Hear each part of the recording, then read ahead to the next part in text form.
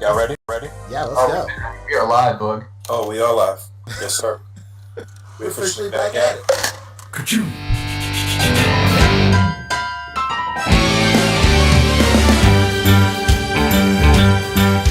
It's a rare condition this day and age to read any good news on the newspaper page. The loving condition of the grand design. Some people say it's even harder to find.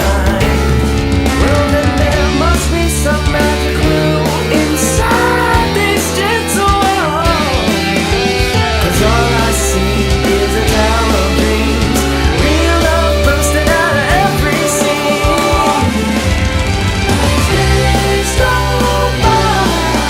It's the bigger love of the family.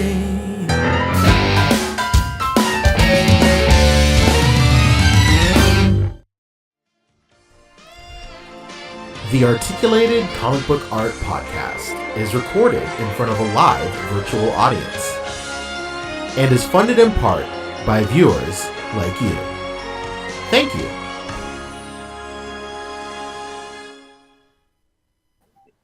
Yes, sir. We're officially back at it. Boog Nice coming at you with the Articulated Comic Book Art Podcast, episode 206. I'm very confident about that. I'm Boog Nice, your host. Got my boys with me, Pan Cheesy, Rick Dom, Fabster, and the Fearless Four are back. Whoa, How you guys doing? Oh, baby. Impressed. Nailed All it. right. The quickness with which he fucking rotated from the pre-conversation we were just having to just yes sir was very impressive. No forewarning from P, but No. it's all good. He knew we were ready. That's Absolutely. ESP, baby. That's it. Yes, that's where I watch my sports. ESPN. How was y'all's week? The Ocho? Okay. The Ocho. The Ocho. If it's almost a sport, we've got it here. Yo. And if it's almost toy news, well, we've got it here too. Yo, real quick. Basically. I didn't know. So yeah, top of the show. The Queen is dead. How you guys He's feel out about of that? here. Yeah, okay. Yeah, pretty good. Okay, we were just talking about it in the pre-show. My angles is kind of messed up right now because we are in the middle of the worst heat wave in California. Oh my God. Yeah. Tell me about this heat. What's going on over there?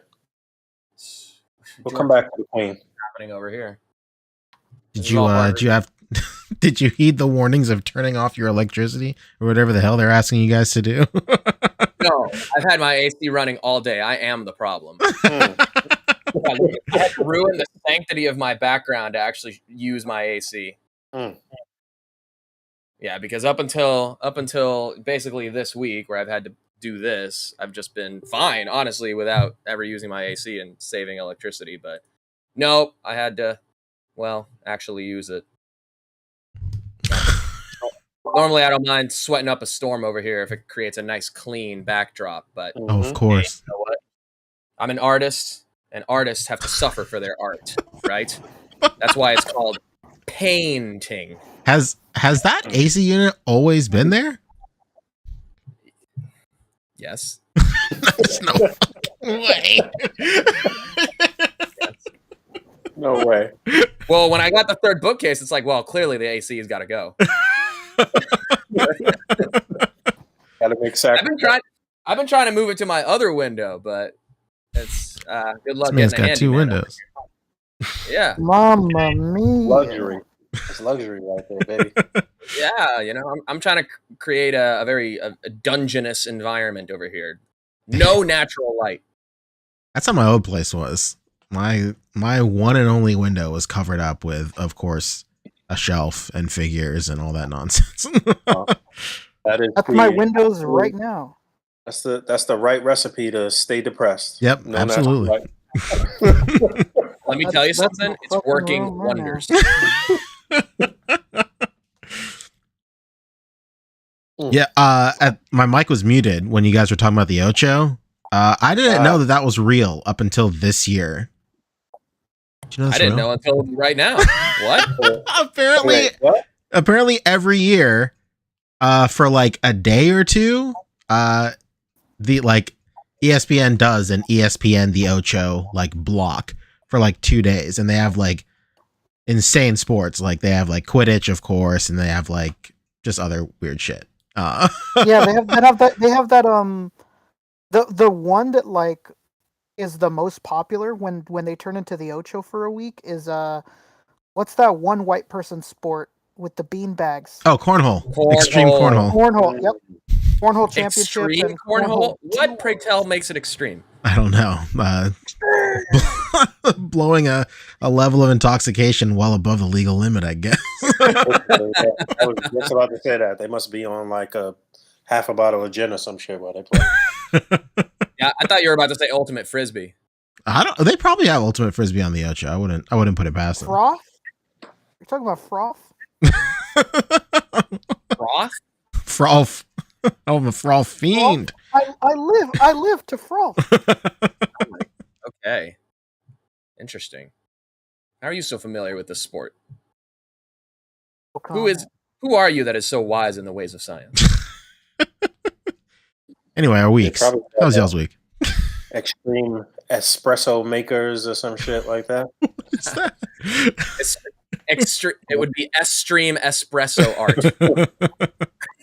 only on the coastal cities, though. Yeah. It's been a good week though, other than the heat, but that problem's been remedied, so it's been actually better than the end of last week. Yeah, I had a pretty good week, even though the queen died. That really affected you, huh, bro? When you run the outro, it's honestly irresponsible of us to be podcasting when we've lost an icon. Sure. An icon. What happens to the corgis? Buried with her, bro. The amount of museums that have been stocked by Her Majesty's Empire. I mean, what legacy. Well, if it's not her, it's Hobby Lobby, huh?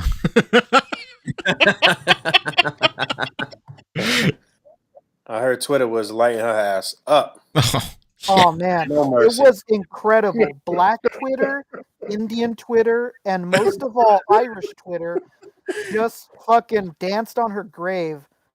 Still, they're doing it still now. Oh, they're yeah. not gonna say for 24 hours. Party's still going. It's still going on now. Yeah. Well, I mean, the British Empire, they done a lot of a lot of borrowing. So yeah. Borrowing. I think the best part, honestly, was Jeff Bezos being so mad that everybody was talking shit on the Queen and how much she did for the world, and then everybody's like, "Man, you're so scared because this is you next." We're all gonna fucking flame you next, brother. Did you see him eating McDonald's this past week? He posted himself eating McDonald's and shit. I'm just He's like just you. like us. Oh, literally what he was trying to say. He said something to the effect of, "This was my first job," or whatever the case may be. Like that reminds me of. I saw this like very inspirational quote that's like, I felt bad about myself, but then I remembered I have a higher net worth than R. Kelly. And then you look up R. Kelly's net worth, negative $15 million. Damn, he can't even get any money on his books while he locked up with a negative earning. It's crazy. What's his credit karma score, I wonder? Stop killing me with this credit score. What did he get? 20 years or 25? Did he get 20 years or 25 years? I think 25. Not enough, I'll tell you that. Well, speaking for, the Queen 30 years. 30? Oh wow. 30. Okay. Fuck. The real question is, do you skip Ignition Remix when it comes on your Spotify playlist now or not? What's going on?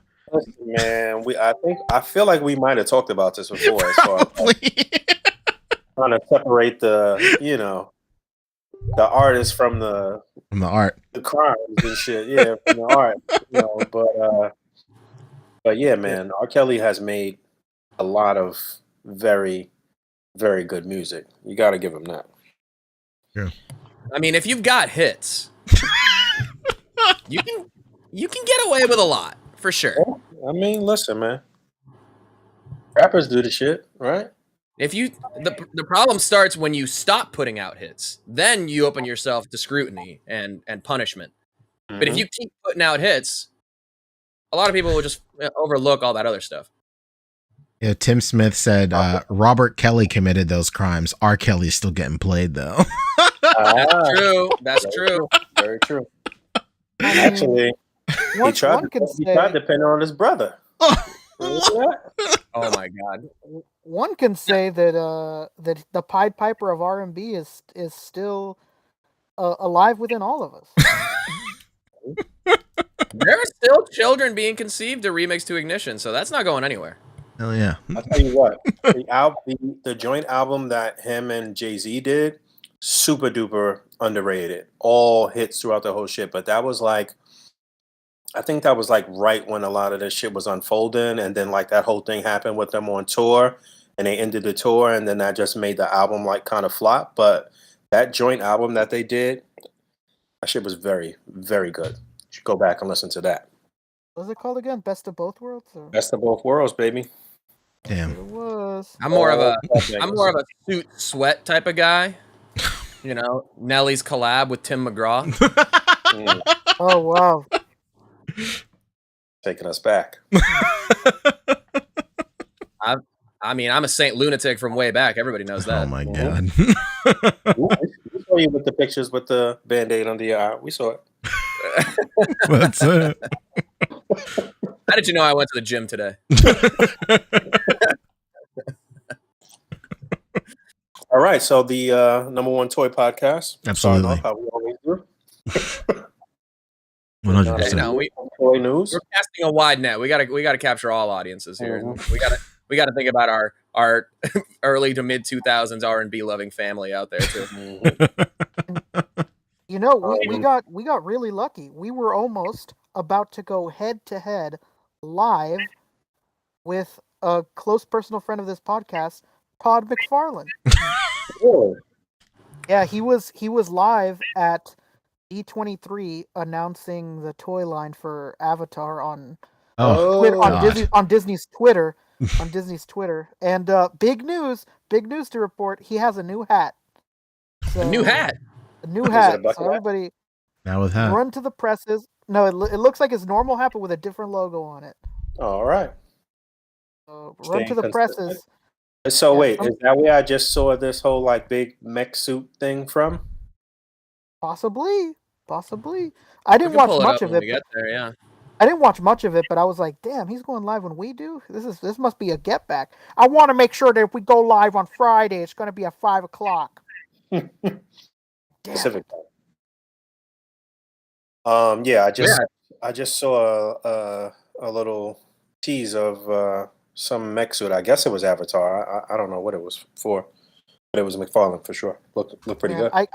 I cannot wait. I can't tell you. Like, I'm literally frothing at the mouth for when these movies come out and they fucking fail. When those movies come out and nobody gives a shit about them, I can't wait for those days. Yeah, I can't think of a single person who actually loves Avatar. It's music to my ears. Well, who knows? They may capture this generation of Zoomers or whatever. So it might actually be a hit for them. Bro, this Jake Sully looks like hot garbage. Sorry. I'm just like looking at it right now. Jake Sully. Bro, he's got a thong on. Sorry. A thong? we gotta get to this. All right. So anything else you want to touch on real quick before we move into to the news? Any funny stuff happen? Any world events that we need to talk about? I don't think so. Not that I know of. Well, it's September 9th. You know what that means? What does it mean? 2 days before September 11th? Party at my house on Sunday. To celebrate the release of one of the all-time great Slayer albums, which did come out on September 11th, 2001. You know what I want to see? That Tim Allen movie that got canned right after 9/11. Do you guys remember that? Yeah. No. What was that? Oh man, tell him. It was a movie where he was like on a plane that got hijacked, and they were like, We got to pull yeah, the yeah. fucking plug on this. There's Well, no way. I mean, that's how they edited Lilo and Stitch too. Remember, there was like a big plane crash sequence at the end of it, and then they changed it up. And the first and best trailer for Spider-Man. That's true. Yeah. Yeah. That Tim Allen movie was almost identical to what happened, except it was going to crash into the Empire State Building was the plot. I'm saying, yeah. Look to the skies, was baby. like- Maybe they're trying to tell us something. Somebody knows something that they don't know. You took the words right out of my mouth, Rick. Exactly. Really well said. Man. Well, Jason Lopez is reminding us, as far as like news this week, wrestling has had like the craziest week in the past 10 really, years. Wild. Yeah, really crazy. So they had a pay-per-view this past Sunday, All Out in Chicago. It's kind of like their yearly, big four type pay-per-view. And after the show, well, first of all, CM Punk came back, wait, hold on. When you say they, we talking AEW or WWE? Which? AEW. Okay, go ahead. AEW. This is AEW. So a year ago, basically to the day, CM Punk returned to wrestling and had his first match at All Out last year. And then since then, he's kind of been in the title picture. He won the title a few months ago. And then the Monday afterwards, when I saw them here at the Forum for Dynamite, he like broke his foot like that day, or maybe the at the pay-per-view before. I don't quite remember, but he broke his foot. He had just won the title. The next day on TV, he had to relinquish the title. There's been an interim champion for like 2 months. And then CM Punk returned for a unification match, lost it almost immediately. And then they had the rematch this past Sunday at All Out. CM Punk won the title back and then had to relinquish it again the following Wednesday, 2 days ago, due to injury and all the crazy shit that he was saying in like the media scrum after the pay-per-view, where he basically buried, the Young Bucks and like everybody who like works at AEW next to the president and general manager of Dynamite, Tony Khan. It was insane. So he was taken off television. There was a big like backstage, like actual fight between CM Punk and all the people that he was talking shit about in the media scrum. Everybody involved in this backstage brawl has been suspended from television. The world title got relinquished. The newly crowned trios title got relinquished. It's crazy. There's so much going on. Wow. So he's about to not have a job at all. Yeah, the talk is he is basically all but gone from AEW. Yeah, because I mean the choice is like the people that he pissed off and the people that he had a fight with are executive producers for the company, Executive and vice presidents. Vice presidents, yeah, they're super important to the brand. So the option is, do we keep this fucking old guy who's starting fights with people for no reason and getting injured constantly? Yeah, and getting injured constantly, or do we keep these young guys who are executive vice presidents of this company? And like, it's really not even a choice. Like, just fucking let go of this old man who's been bitter at the industry for years, anyways. And you know what's crazy is they'll probably go to WWE. Like, no, they don't want any of that, dude. He was there. He was there for a while, and he was just commentating, but he was there. We'll see. It's interesting. We'll see how all of this turns out. It's a lot, man. Yeah. Either way, they've been having wrestling Twitter has been going crazy too. Speaking of all the Twitters going crazy, it's just been a wild week apparently. Everyone was set a Twitter. All right, well, shut that down. Let's go. Next topic. Well, we do got a little list. Just a few things to actually talk about. So I guess we could get into news. Community first. Yeah. I'm sorry. Let's do community first. My bad. Either way. Yes. Let's see. I actually have to share this real quick. So hold on. While I get everything together, how's y'all's week? I know we started talking about that, then we talked about R. Kelly and the Queen, and it just got all off the rails. What? Off the rails? No, never. Yeah, my week was pretty good. It was pretty quiet. Like I mentioned in one of my updates, school started back this week, so My daughter started a totally new school and a totally new state. Oh dang. And Whoa, Oh, what? damn. yep, she's with her mom over in Jersey, and yeah, so that's been challenging, I guess. But it's good. She seems like she's gonna be all right. Seems like a good fit. So You happy know, about that. I say that all the time. The kids are all right. Yes. She's True. resilient. She'll be good. But yeah, other than that, it was a pretty smooth week for me. How about you guys? I joined the illustrious Fobs for 360 on a live stream. Ah, yes, Sure yes. did. Great episode. Really good response to that one. Everyone's really been digging it. They loved having you and Pac photos on. That was a great episode. I think that was a Yeah, really shout great out. long form conversation. It's very nice. Exactly. Yeah, that's what we go for. Long, especially. No. Was this all Mezco talk, or what was y'all talking about? Everything? Take it away, Fabio. What are we talking about? We're mostly talking about like the completist mentality. You know what? Ah, okay. Kind of because Poncho's a SHF Dragon Ball Z completist. I'm on my Mezco shit, and Pac, aside from all the other stuff that he pick and chooses, he's trying to be a completist for like MCU Marvel Legends. So Hmm. just a really good conversation about the depravity that we sink to maintain this. Oh, so just the MCU stuff, though? Yeah, Interesting. yeah.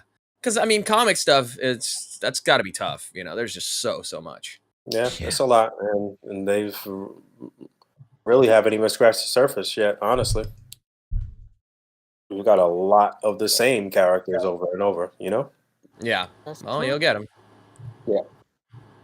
That's true. Rick, how was your week? What'd you do? Oh, it was not good.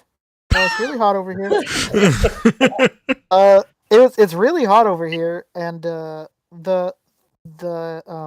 electrical company up here in the Bay is called PG&E, and these people have fucked things If up you don't know, so many times during these heat waves and during these like California fires and stuff like that. Like they've literally been indicted for like countless amounts of murders that they're responsible for, and their idea of solving this heat wave problem was for almost the whole week turning off everyone's power from 3 p.m. to 11 p.m. It makes sense to me. I mean, it's genius. Like, when's the best time to turn people's power off? When they're coming home. Oh yes. So like when the kids get off from school and they need to do homework on the internet or on the computer, what's the best time to do it? Then Mm. turn it off. And yeah, so that's been the week, and I've just been like going around during that time. I went to go watch that extended cut of Spider-Man. That was good. Ooh, what was that like? How'd those 12 minutes treat you, Rick? Basically, like it's more like there's only I want to say 3 new scenes, brand new scenes, Oh, and everything else is where scenes are extended. yes. Like a scene lasts a lot longer than it did in the previous. It was awesome. I fucking love the film. I got into a little back and forth with David Walton. He was not he was nitpicking the shit out of that film. I love you, David. But yeah, I was letting him fucking have it. Told him he was light him up, tripping. Rick.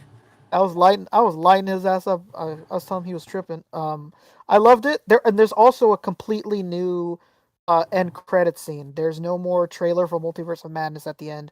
It's like a new end credit scene as well. Huh. If you like that film, go watch it. I saw a bunch of clips of the extended scenes, like just like all 3 Peters talking and like the scaffolding for the Statue of Liberty. That was really cool. I felt like that scene flowed way better. Yeah, there was that scene was much longer. I really liked it. It's quite nice. I sure as hell I'm not going to go see it in theaters again, but it's nice to know it's out there. I'm sure it'll be online at some point soon. Oh, there's no question. So it was re-released? I thought they put it on Disney Plus. No, it was re-released, and not only did it re-release Fabio, that would be selling it short. It topped the fucking charts again, baby. Well, that's the whole reason these things happen. Yeah, and I mean, to be fair, there's like really no other movies out right now, so it's really hard for it not to. Yeah, the number absolutely. one spot again. That's Yeah. that's a hard double dip right there. Sheesh. I'm saying. I did watch Thor. I did. Ooh, I please. did. Ah, man, I don't know. It wasn't like it was pretty bad, but not like I don't know. I still kind of like enjoyed it or whatever, but I was getting a little annoyed with the amount of silliness. Like I guess, um, there was a lot of like bad moments. But Yeah. I don't know. Overall, it was still entertaining. Like I was still entertained. I chuckled a couple times. But Yeah. it's not a great movie though. Yeah, it's That's for sure. entertaining for sure, but like, coming off Thor Ragnarok, you would expect a little bit more. At the very least. I did see David Bonner's post that he was just watching it for the first time, like today. I did see that too. Well, And that thread was just full of little nuggets of hilarity. really, I just saw his post too, but I didn't click on it. I didn't read anybody else's comments or whatever. But Dave has been pretty vocal about hating the MCU Thor anyway. So Oh yeah, he said it loud and clear on this very show. right. But even with that mentality in that post, he was like, not even in a gatekeeper kind of way. It's like, do you guys not know Thor? Yeah, He actually gave this movie a pretty good review. I don't know if you guys saw. He said that he said it felt the most like a comic book. He said, I'll read it right here, word for word. It's almost like watching a one-shot issue of Marvel fanfare done by Walt Simonson with some Sal Buscema, with the guidance of Ralph Macchio, the editor, not the actor, with some Stan Lee, Larry Lieber, and Jack Kirby thrown in. That was his exact. Okay. I mean, I respect it. Like I said, it wasn't The Godfather, but it was. I was entertained. Like I said, I definitely chuckled a couple times. The whole um, omnipotent city scene had a lot of little like funny little Easter eggs and funny things and shit like that. Like when Zeus stripped away his clothes and the women fainted, and then a couple of the male guards was like almost fainted. I thought that was fucking hilarious. The Korg stuff, I know a lot of people didn't like that. I thought that was pretty funny. The goats, were annoying me, but kind of. it is. That shit was wild. Oof. But yeah, I don't know. Yeah. Well, Christopher Miller is saying it's undercut the emotion, the movie. And listen, someone who has ruined what should be very intimate and emotional shots with my background acting, just doing silly shit that completely undercuts the emotion of that scene. I love that. I think that's hilarious. Does it work for Thor? Does it work for this particular movie? That depends on your idea of what Thor should be or how much you identify with Thor, I guess. But I thought that was fun. That's right, you like it. Yeah. I thought it was fine. Dio was on the soundtrack. I can't not dislike it. Can't dislike it. They had Dio. They had like 2 different Guns N' Roses songs, but one of them was "Sweet Child of Mine" like 4 times. So I like how in shape the 3 of them were. Valkyrie, Jane Foster, and Thor. They were all like super jacked. Yeah, Thor is looking more Dorito-y than ever. Oh my God, yeah. Seriously. So yeah, that portion of it in terms of like comic book bods, I thought that was great, But yeah, I don't know, man. This phase of Marvel hasn't been like, again, I honestly haven't been looking to be like really wowed by any of this stuff, so I'm just kind of enjoying it for what it is, but it's definitely not holding a candle to what we got in the first 10 years. That's for sure. Yeah, I mean it's hard to match the emotional climaxes of Infinity War and Endgame. So Yeah. I mean, we might get there. It might build up. We might see what happens throughout this whole, um, as they explore the multiverse and some of the aspects of the time runs out story and all of that type of stuff. Because that was like Marvel, top tier Marvel comics writing. That whole sequence and all of that stuff, and the Illuminati and the rivalry between Black Panther and Namor, all of that type of stuff. If they could nail that whole kind of storyline for the MCU, then we may get there. It might just be a slow build up right now with everything that's happening. I'm hoping though that we do get some of those emotional payoffs, and because it was definitely a lot of people audibly boo-hooing I mean, at the end oh yeah. of Infinity War. I mean, I'm of the mind that it didn't have enough emotional undercutting because they set it up so perfectly that Sif's arm should have been in Valhalla at that post-credit scene. Really should have. Yeah. If that was if they had the whole scene and then the very end was just a little pan down, and as they're walking towards Valhalla, you pan down and there's a severed arm there. Amazing. Mhm. 10 Yeah, out of 12 out of 10 movie. Yeah. Excellent. That would have been an excellent callback. As a matter of fact, I wouldn't be surprised if somewhere, in some footage somewhere, that happened. It's going to be on the DVD. How could they have missed that? That arm don't break commentary. Don't break character till they do the DVD commentary. All right, what do we got for highlights, Poncho? I sent it in the group chat. Yeah, you sure did. There's 4 or 5 photos. I don't know. Just quick hits, baby. All right, let's do it. Oh, let's go. Whoa. This one was so good, dude. He was posting like his process on Instagram for a little bit. Yeah. And King B killed it, dude. This is so good. This is very classic A.C.B.A. right here. All the elements are here, baby. It's so good. Yeah, this shit is a real stew right here. Oh, undeniably. Been simmering for hours. Oh my god. I see you with these 12 world backdrops here. Whoa. Yeah. There's the barbed wire on the floor. With a big ass piece of hero bread that's toasted with a slab of butter on it that's not even melted, and you just still bite into that shit. It's still delicious. Oh, that sounds Take good. the whole bread and the butter in the stew. Yeah, this is fire right here. That's the secret to a good gravy. So when it's almost done, when you're ready to the last 5 minutes, just throw a full stick of butter in there. This shit is tournament material right here. That's exactly what I was thinking. This is all the stops were pulled out with this, man. I think we've said it on the show.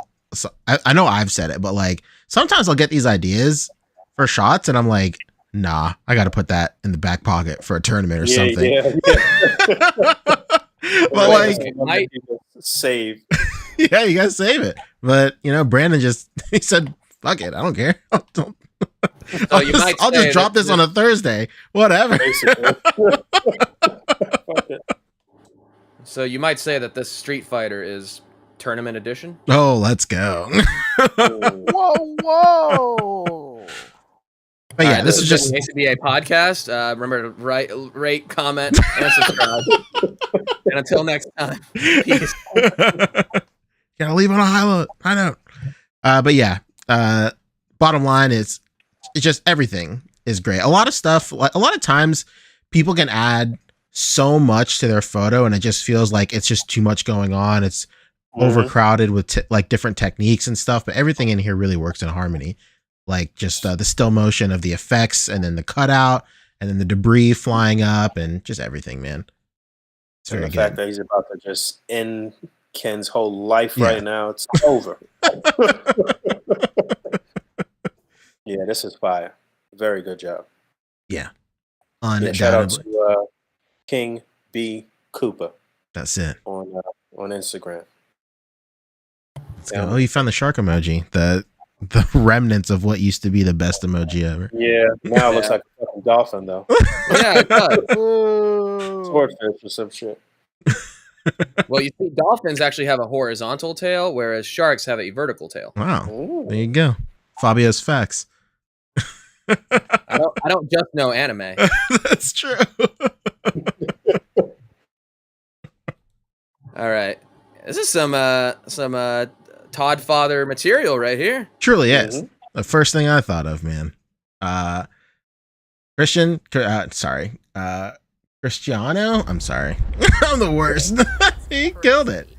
The pose is so dynamic on this. I can't even articulate. It's so great. And then not only is the pose great, but like he really posed these webs just immaculate. It's so good. Very good. I think that might be his custom head sculpt, or is that the stock head? I can't really tell because he was selling some head sculpts that could go on your Legend Spidey. Oh, nice. Yeah, that's definitely a custom head sculpt for sure. And the classic colors and the black suit one. I actually have both of them actually. Nice. Yeah, look at this. Look at this V-side, dude. Look at this layering with the buildings. Oh, he killed it. Look how he hid that stand too. Yeah, it's like in where the web is. Masterful. You can kind of see it like layered up right here. This little piece of vertical web right here is hiding the stand. True. Incredible. I love how the foliage is like working as like a treetop or something like that. Like it's very, very clever. Very nice. Yeah, it's like he's swinging over like Central Park or something. Exactly. Yeah. It's very easy to get, like, especially these types of foliage props, like out of scale, and it works against you sometimes, but it's a really great use of this prop for sure. Yeah. Buildings look great. Everything is nicely he's got a great perspective on this. Yeah, this is real nice. Very to nice. Spider_machine on Instagram. Oh yeah. Pellegrini or something. He sure is.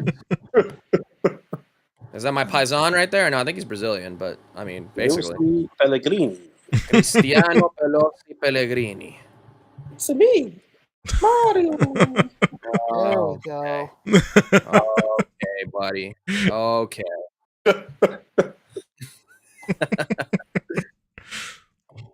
Whoa, it's those Star Warriors. Next up, Brian Carter, Cap Lives, baby. He had a couple of shots from this week. Really good, like crowd work shots. But I wanted to highlight this one. This was from actually last week, I think. Just really nice, subtle crowd work here. Everybody is obscured just enough to where you don't recognize like who they are from their own properties or their own shows and stuff like that. And just the composition is quite nice. And then like I really like the lighting that he has in the background there. Very nice. Boog, I know you're bugging out about Thing's foot right there. I'm sorry to do it to you. But bro. Instant dislike, thumbs down. I was just saying to myself, thing toes. Like but you know, this actually did stand out to me this week though, just because of the angle. Anytime somebody kind of goes for a overhead look, you know, it could go horribly wrong, or it could end up good. You know, like this ended up really nice. But yeah, it's also cool when somebody kind of steps out of their comfort zone and does, you know, an overhead shot like this. Like it's not easy to pull off, especially with the lighting when you're trying to shoot above like this. So yeah, this came out nice. Yeah, absolutely. It's very good. Like we say it all the time on the show. Brian is one of the guys that stands out when it comes to just having a really good sense of casually posing people. Like just it feels very natural. Like this, like it just looks like, you know, I believe these guys are just strolling and having like a conversation. It's very nice. It's very subtle. He killed it. Hell yeah. Which I don't even know why I'm about to ask. I know. Who are you asking? I was about to say what because I know these were like recently released versions. Yeah, of they were. Two, They were the Target. These were the Target exclusive Clone Wars versions. Remember when Clone Wars final season was coming out? It was like around that time. I see. Okay. Hell Yeah, this is dope. These are honestly like my favorite versions of these characters too. I love the clone trooper armor, basically. Armors, yeah. Yeah, these are my favorite design for sure. That's Star Wars for you. They still got their robes on, but they got armor on top of the robes and shit too. Yeah, it's awesome. All right, what about this one? Whoa! Whoa! Mhm. Whoa! Yo. Young Finn. Finn, baby, young rising star has already has risen. Are these the Foosh ninjas? Yeah, I think so. Yeah, Sure are. Yeah. They gotta be. Finn always like puts out really great work. I love how like cinematic his lighting is, usually always. And that's what really stood out here. Just a really nice, of course, a hard focus on Shredder right here. Shredder, Tommy, Green Ranger, Shredder, whatever. Well, he's not Tommy. He's actually Shredder, but he has a morpher. I've noticed that a lot of the fellas who frequent the grind Mhm. are developing this unique sort of dramatic, moody lighting style. They all kind of like springboarding off of each other with this style right now. I see this like really percolating with a lot of them. Finn, Alex. I actually don't even think Alex is in the grind right now, but still. Yeah, Alex is very well known for having really nice lighting like this. It's very good. And a lot of this shit is so like underrated, man. Like there's I don't want to say there's an oversaturation of like good toy photos out there, but there's so much really good shit that's not getting the like props I think it deserves and shit. Even that shot that we just showed of Brandon's Right. wasn't even at 200 yet, like in the group, like you know what I mean. And that shit is fire. It's shitting on like a lot of stuff. Look at that. That's only at 131. None of these are at 200. You know, that's wild to me. You know, this shit didn't even crack 100. But you know, it's literally from the pages of a comic book or out of some like cut scene in a video game or some shit. Like this shit is very well done. It's not easy to do this shit. You gotta give respect where respect is due, man. It's not easy to do this. It's a lot easier to put out some shit that's absolute trash than to like, It's true. you know, really take the time and like you gotta like. That's a lot of focus. That's a lot of like, you know, meticulous attention to detail and shit to do a lot of these scenes, man, and to be consistently putting out good work one day after another is very difficult, man. It's not easy stuff. But yeah, my bad. Go ahead, Pete. No, that's it. You said it better than any of us could have ever. But yeah, Finn killed it. Continues to kill it. We'll always kill it. That's it. And I think I saw him celebrating this past week. You know, like a little milestone of, you know, coming up and I think he said he was doing this for 10 years now or something like that. Maybe. Hell yeah. So yeah, shout out to Finn. Man, the myth. I think that was it. Huh? Did he just have a birthday? Am I wrong? This year, maybe? I thought that too, but he has a birthday this year earlier. too. No, I think it was early in the year. I think he was just celebrating the milestone of like doing toy photography. Oh, okay, that must have been what I saw. It was his birthday for that. Yeah, and he did just go see a bucket list concert. I remember he did. Yeah, I saw that post too. Oh yeah, this is what I was thinking of. Yeah, 10-year anniversary. Beautiful. Wow, there we go. Look at that Look shot. at that. Started from the bottom. Look at that shit. He got 42 likes, baby. That's it. In 2012, that's big numbers, baby. Yeah, that's 2012. That's big numbers. You look Double at digits. POV. You're back in 2012. You post this photo. You see the likes. You say, "This doing numbers." This is doing numbers. You're at dinner with your girlfriend. You look her in the eyes and you say, "I went kind of viral today." Like baby viral, you know, not full, like baby viral. Yeah, I'm about to be the we run tell that guy. I'm gonna be the next him. Honestly, I could be the next double rainbow guy. Big shout out to the name is escaping me right now, but the starter from the bottom hashtag was going around last weekend. I saw a lot of people in the community contributing to that hashtag and stuff. It was really cool to see everybody's early photography. So huge shout out to that fellow. I need to figure it out and I'll properly shout was out. Was it damn it, what's his name? The very same. I'm pretty sure I know who it was that put everybody on that trajectory. His name will come to me. All right, yes. Whatever. Moving on. Secret. Good stuff. Congrats to everybody featured. Can we do one more? Can I include one more thing in the community highlights? Yeah, absolutely. I can guess what it is, but Which one? I just want to be sure. Pull it up. What?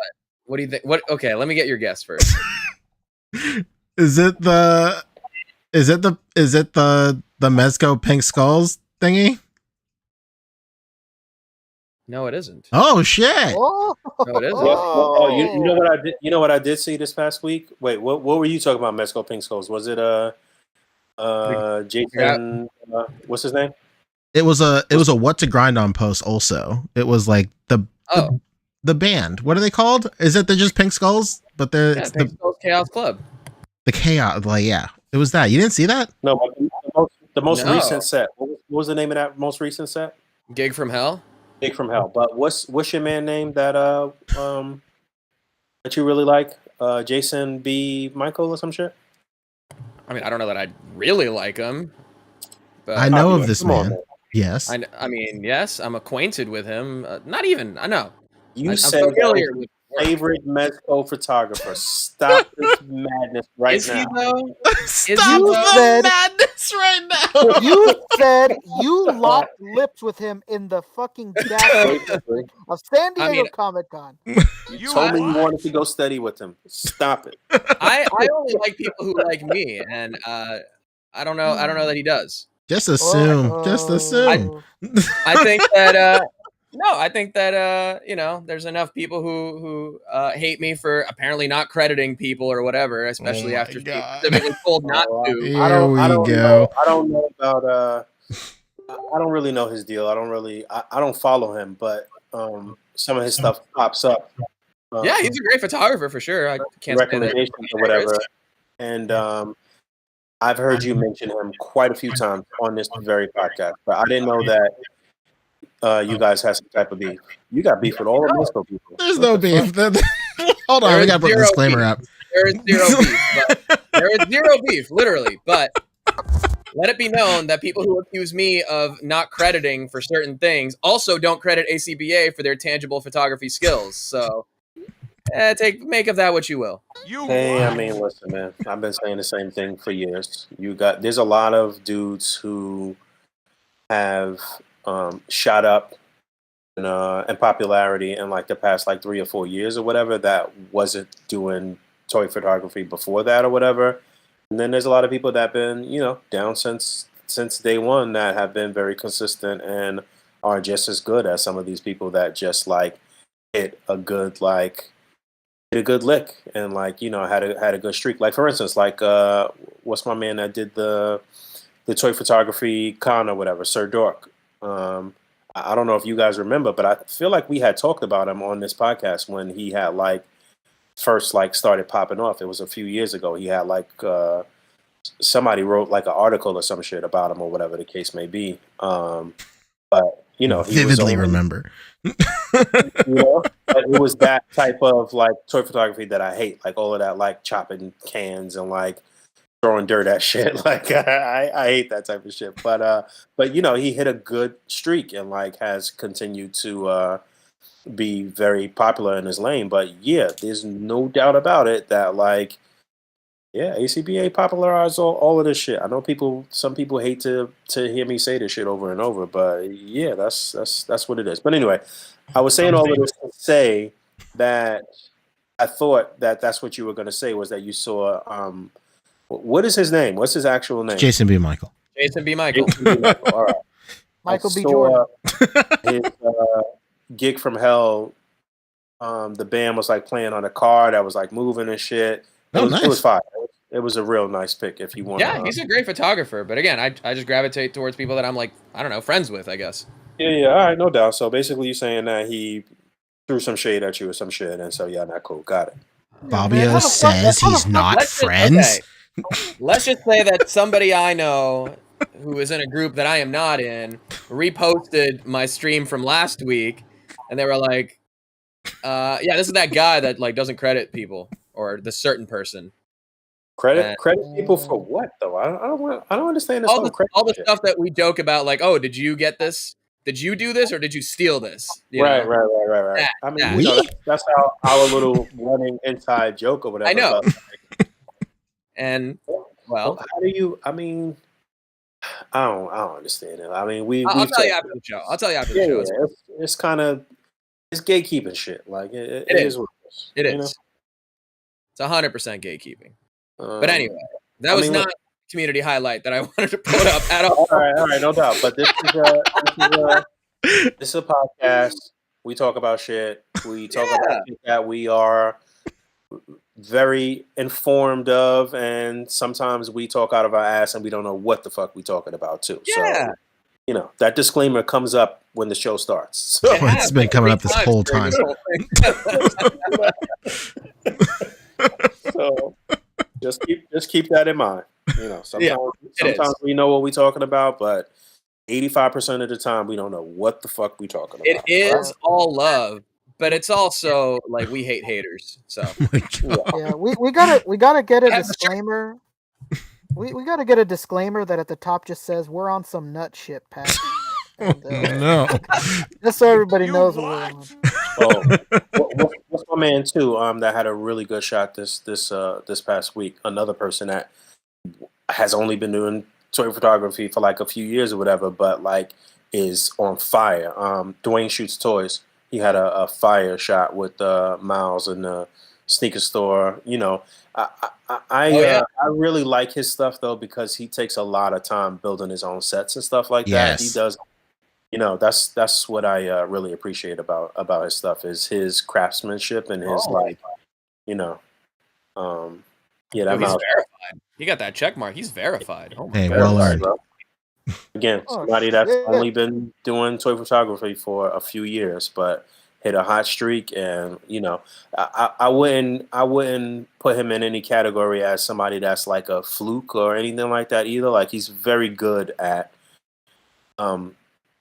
set building, at least. It's not you're not gonna get like a lot of like dynamic shots, crazy pose shit like we just saw King B. Cooper's thing, but it's gonna be something that is thought provoking or at least evoke some type of emotion or some type of nostalgia or something like that.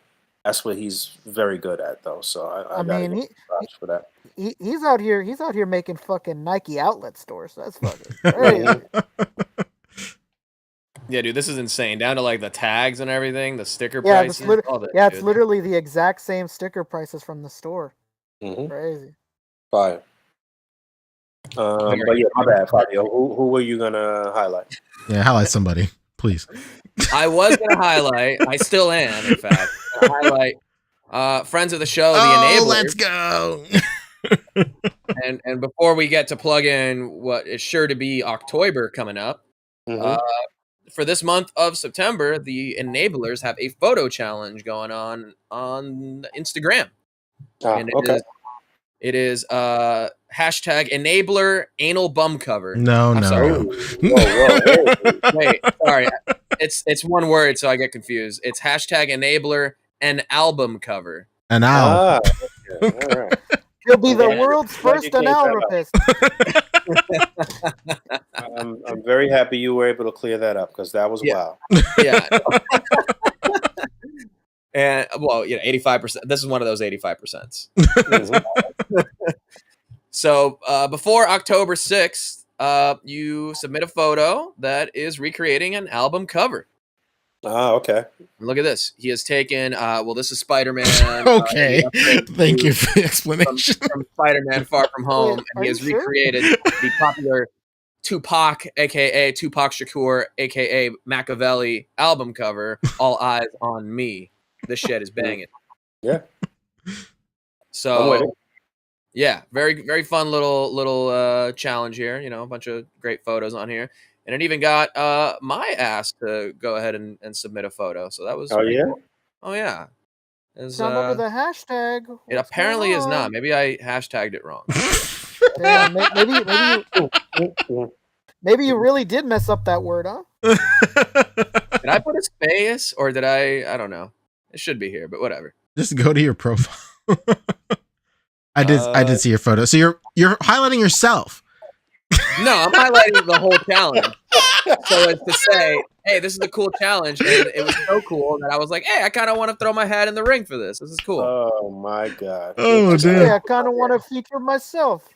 No, okay, I'm not. Just because of that, I'm not gonna pull up my. No, phone, come okay? on, pull it up, Okay, pull it up. Okay, no, Don't do this now. no. Look at this one. We're Steve already Rogers halfway there. as the boss, Bruce Springsteen, born in the USA. Hey, they both were, you know. Yeah, that does work. But then also born in the Great White North. There it James is. Howlett. Wolverine. And look at this. It's the notorious P.I.G. Ready to fry. You know? This is Love pretty it. fun. Yeah, that is fun. Whoa, did somebody say Pink Skulls? Okay, that's the one we were talking about. No, that's not what I was talking about. But No? Oh. I did post it in the group chat. Oh, okay, I'll pull it up. But okay, yeah, this was my photo. Oh, there we go. Let's go. I made here's the boy right here with Hawk P40 and this flag and the Pink Skulls microphone. Wow, original We flavor. redid one of my all-time favorite live albums, U2 Under a Blood Red Sky. You love it. You love to see it. You did it, man. It's a fun challenge, you know. I'm it's just cool to have, you know, most of the actual toy or like photography aspect of it was like a small part of this. The rest was like all editing and everything. But yeah, stretching a different muscle, you know, a different toy photography tactic. Look, there's Queen 2, TMNT 2. Works. Definitely a good warm up for October. Yeah, like you said. Mm-hmm. Well, you can definitely just do this too for Got You Covered, whatever day that's gonna be, because Got You Covered that's appears every year in October. I just saw a story about the actual kid who was on the Nirvana album cover losing some type of suit where he was trying to like sue them recently or some shit, but he lost. Yeah, he lost pretty bad. Yeah, unfortunate. I don't know which album cover this is, but I don't either. Great job. Yeah, his whole lawsuit just didn't make any sense. Everybody makes fun of me because I'm the kid. How do they know? Like, did you? Makes fun of you. What do they say? He's telling everybody for years. He's been profiting off of the shit for years or whatever. But I don't know. Yeah, maybe the money ran out. Never gonna make it. Money ran out. Yeah. Oh, we got Kevin in the chat too, saying, "Well, I'm not slick about it at all." No, okay. I know people, writers specifically, who use subtext, and they're all cowards.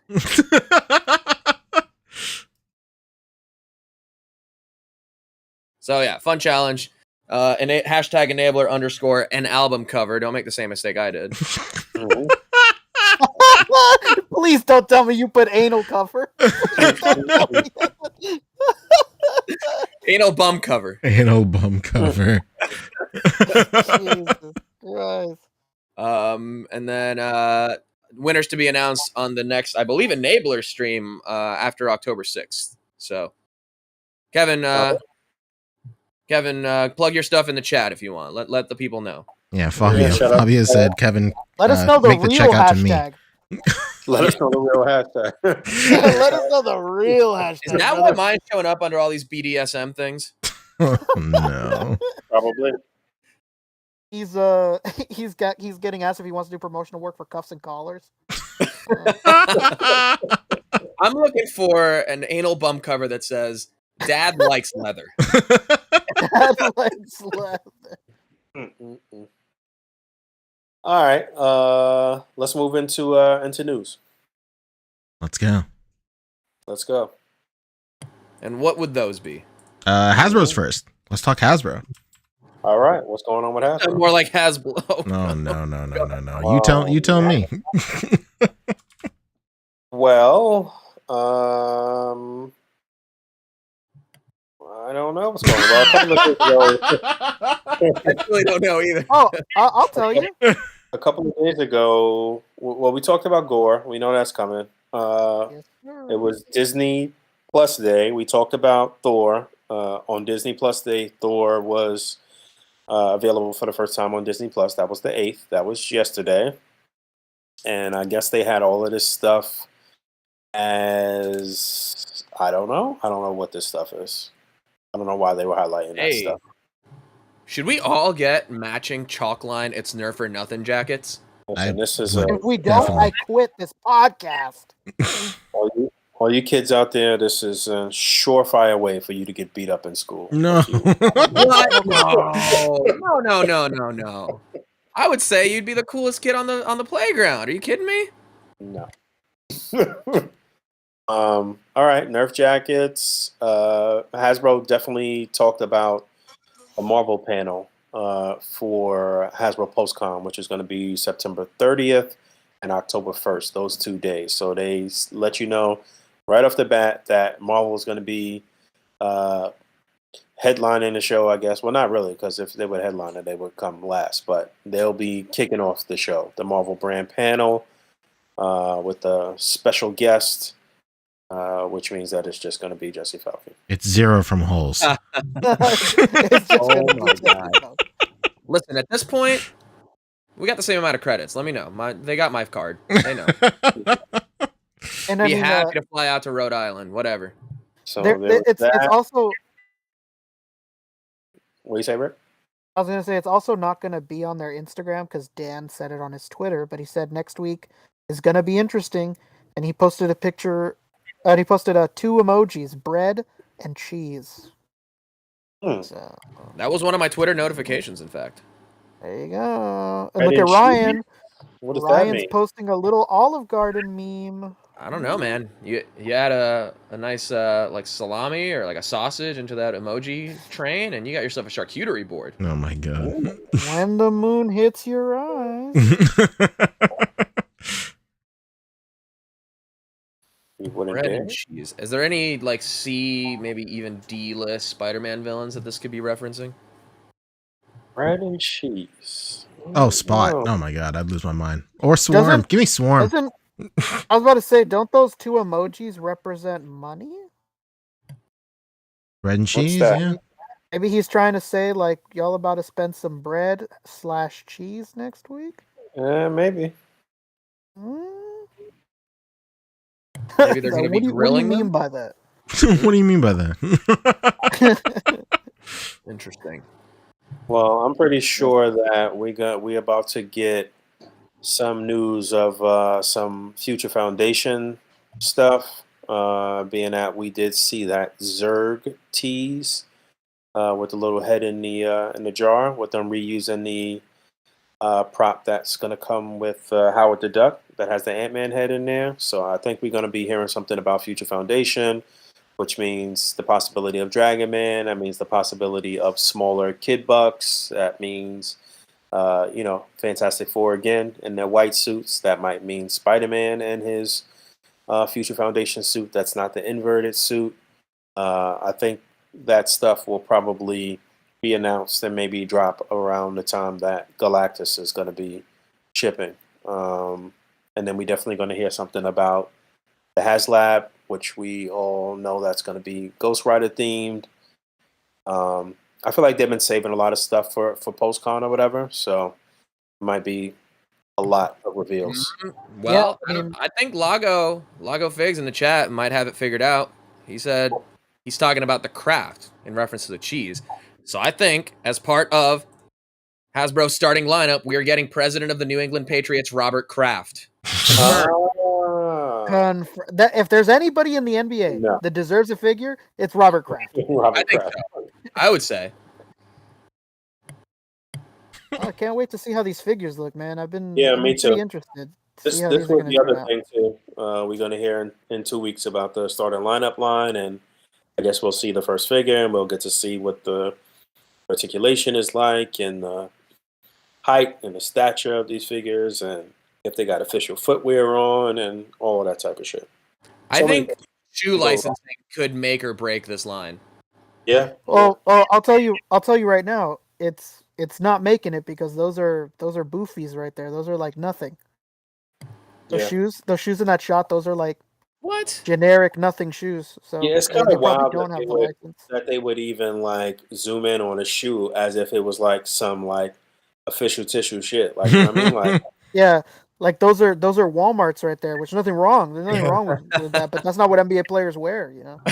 Zaystro, the Payless 11s. He's got some. These are the and ones. Jesus. Man. you would think that Dan would have advised him against this shot, huh? Yeah, this is kind of Being rough. being a sneakerhead, he would have been like, no, this is not the move. Don't show that because he's just not even like. If they do, it'll be Skechers. Oh my God. And you know it's especially strange because like a lot of people that have made toys from NBA play, even McFarlane, you know what they would do back in the day was that they would vaguely make them look like the player shoes. Like these straight up look like a fake pair of FUBU Air Force Ones. Like this is terrible. Boofers.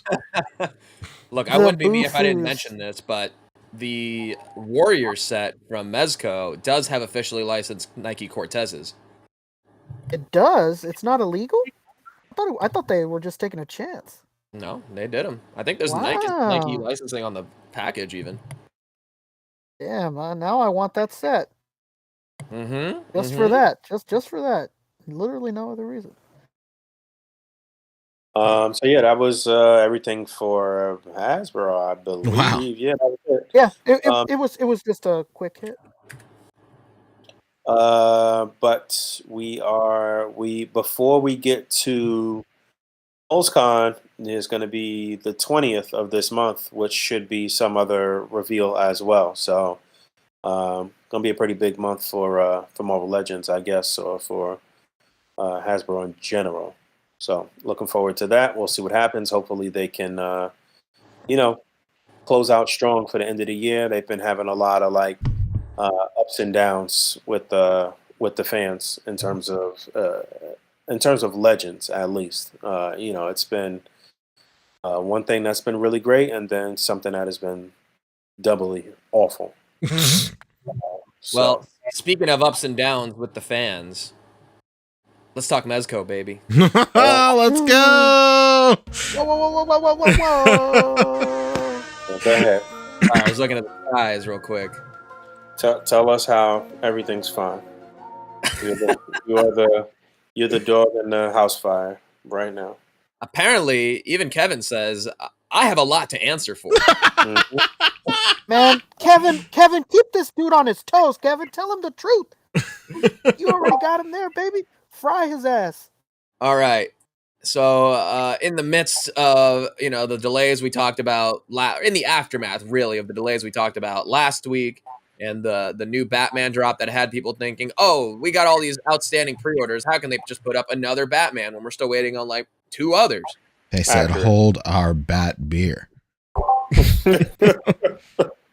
They said, hold our wrench and lug nut unscrewer. I don't know about tools, but... Rev up those decoder rings. Listen. Suffice it to say, we live in a Rumble society. Oh, here we go. And the day of, they're like, hey, 1 p.m. today, 10 a.m. for you, Fabio. New Rumble Society character. If you go back and read the post, it'll say that. Again, specific Fabio. A new Hawk P40 Howling Furry edition. Oof. Fury. Yeah. Whoa. As seen at Midwest Fur Fest, Hawk P40 is back in an all new overall, coverall sort of set up with a new belt. Some would say an overall disappointment. Sorry. Not me, but some would say that. He's wearing Dominic Toretto's outfit from the first Fast and Furious.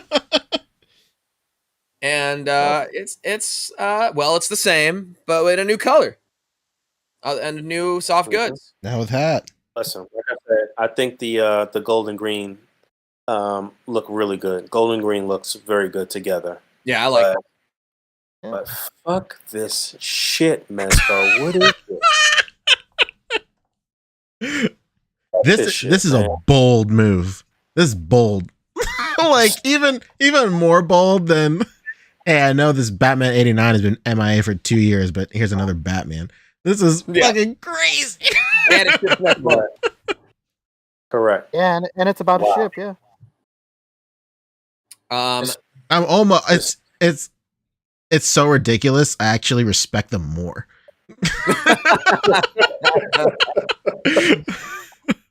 Yeah, they're definitely saying it with their chests. A big fuck you to all the fans. Yeah, hey. I think it's you're welcome to all the fans who actually like Rumble Society. You had to know, like freaking Stockholm syndrome, fucking detaining. He only does it because he loves me. Rub the lotion on your skin, Fabio. He said next month I'm getting the 89 Batman for sure. I mean, you had to know that Hawk B40 being like one of like 3 so far Rumble Society characters that haven't really had a variant, there had to be a variant coming. And if we do the old 1-to-1 comparison over here, it is the same accessories in a different color but in a different knife. Right? Okay. Punisher knife that fits in the Punisher belt. No! Yeah, a knife. Say, yeah, right, Poncho. I'm excited too. And then even more obvious on the second page, where it's it didn't even change the other graphics. Oh, hey. It's just I guess they maybe lightened up this thing, but that could just be the picture. They fired up Photoshop and they hit that bitch with the dodge tool and they said it's done. It's Done deal. No money spent. Let's go. No. What the fuck is going on over there at Mezco? Why Consider yourself lucky. This could have been another skull. Consider yourself lucky. Is there no communication? Why is there no press release that says, listen, I understand that you guys keep seeing Gomez and our in-house things, but this is what's going on with the licensed product. This is what the holdup is. You're with us. Thank you for your patience. We love you guys. Something. Why is there nothing from them? And how do you square this after all of this time? And the last interview that we got, the first and the last interview with Mr. Mez, he still didn't really speak to what's going on with the licensed product, what is happening with the company. Mezco is not publicly traded or anything like that, so it's not even like we could like look into financials and shit like that. But I'm starting to think there is some real serious financial problems going on here, and I'm interested to see how much longer they're going to be able to keep this up. I've been saying this, but like, are they going to completely collapse under their own weight at some point here? Are they even profitable? Have they even made any money in the past 3 or 4 years? I don't think they have. I don't think they're making any money. I think that they are filing at a huge loss every year for the past 3 or 4 years. And you can only do that for about 3 or 4 years before the jig is up. So I don't know. I don't know what they're going to do. And again, this could be 85% time right here where I don't know what the fuck I'm talking about. But from the outside looking in, this is how it looks to me. This looks to be a little grifty, you know. And not to say that Mezco is like putting out whack shit like consistently or whatever, but it's whack that it's the same shit and it's not the shit that people want. Like, you know what I mean? Like they still have very high quality, you know, good products every other time. Like, you know what I mean? Like it could be a situation where there's something that's really, really good, like Wolverine that just came out, and then they throw you some shit like this. That's not like whack, but it's not really what the people want. But, you know, the diehard Mezco stands will just eat this shit up no matter what. But I'm starting to see a lot of like people kind of jumping off of the bandwagon and really waking up and coming to their senses and saying, "Nah, this is not cool. I'm not I'm not buying another thing until I hear something or get this other thing that I've been waiting for a long time." And like, yo, at the end of the day, if they at least put out a press release or listen, when you give Darius one of these early reviews, give him a fucking script to read about the product or some shit. Like, what the fuck? Like, how difficult is that? Like, you know? Well, if they did put out a statement, it would be gate kept inside of a Facebook group. You got to answer a questionnaire to enter. Yeah, possibly. You know, and that's the other thing. It's just like you have these like quote unquote like brand ambassadors, I guess, or people that are like kind of um, you know, plugged in, but are you really using them properly? Like, what's really going on? Like, just give us some news. Just give us some information. Just say anything. Just Yeah, send out an email. Let people know, like, hey, man, this shit is just not working out the way we Yeah. thought. We're still working on it. Sit tight. Like, that's all it takes. Like, it doesn't have Yeah. to be nothing crazy. You know, nobody's asking for you to, I mean, they are asking for the 89 Batman, but if it has to take its time, then let it take its time and just let people know. Let them know what's up. Mm-hmm. Or yeah. hell, I mean, maybe it would have to be another interview or something, you know. But Does it really? I mean, it could be. That could be cool, I guess. But like Rick said, an email would suffice right now. Just a email blast. Yo, listen, we know shit's getting pushed back. I know people are, you know, eager to get these things in hand. This is what's going on right now. I don't know. I don't know. It's doesn't this shit doesn't bode well. It's not going over well. And again, I'm not like super tied up with mad stuff with them. I do have a few things that I'm, you know, interested to get in hand, but I just want to feel good about the company too. Like, you know what I mean? Like about the communication and access to a certain extent too. Like, you know, like I don't want to like go over to Mr. Mez's house and shit, but I just want to I just want to know what's going on, like with the product. That's well, it. the people who took my live stream seriously a couple weeks ago are like, no, we need to get up in these streets. Mm. Really? They want to set up a boycott. Do a picket line outside of outside of the Mezco offices and shit. No, I don't think it's that fucking serious, but No. but you know, it would be nice to just hear something. You know, this seems real like a jab in the eye when this keeps happening and shit. You know, and it's not. You know, this is not cheap. It's $95 that they want you to spend on this now after you done already got the Hawk P40, and it's just a different color, and it's not. It's just like I don't know, man. I don't know. I don't know what to do with these folks. But I'm very concerned that there may be some deficit issues or something going on financially that's not gonna that may not be getting ironed out in time. Um, so I hope that it's not a situation where it's gonna put them in a position where they won't be able to do anything and they may lose the license shit and then it would only be this stuff. That would be terrible. So I hope that's not the case. I think they'd probably still have a certain audience for that, but it would definitely lose that mainstream appeal for sure if they did that. hmm Like I said, this Wolverine I just came out is super duper nice, you know? Um, I don't know. Anthony's Customs gave it a 5 out of 10. Did he really? Yeah. You know what? I think I missed this last week. But Rick, did you say something about Anthony's Customs and McFarlane? Yeah, Shit, what happened? yeah. Well, it's like it's just so strange his scaling system.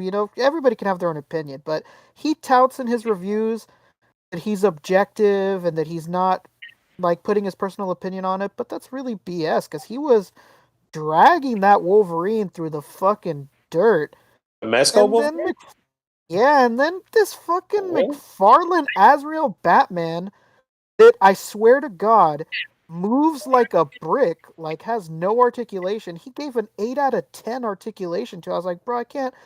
How can anyone trust these reviews? Like, they're Mm. so they make no sense. He Fabio, gives was you anything that he gives. exaggerated? No, he said it was a 5 out of 10. On aesthetics Really? alone, 3 out of 10. Accessories included, 5. Yeah, Really? he's just Why? he's so uninformed and no, it's no. I have nothing against Anthony's Customs. I met him at Comic Con. He's a nice guy, but these reviews, they're scaling. It makes no sense. Like he was just fucking licking the balls of this Azrael Batman figure. The one that's missing Give it paint on the yeah, claws. the one that's missing paint that can't move to save its life. He gave an 8 out of 10 articulate. Like I was just like, what is going on here? Like he always touts that he's objective and that he likes to keep like his personal opinions out of it, but it's very obvious that's not the case. Like he really does sing the praises of like whack terrible figures with no articulation, and then anything that does something to move the needle he really trashes. I just don't understand like what What the was his scale whole is. what was his whole hang up with the Wolverine figure though? What did he say? What Uh, didn't he like about it? Well, he doesn't like soft goods. That it has like a big head. That like the thighs are big like head. too long. So big So head. big.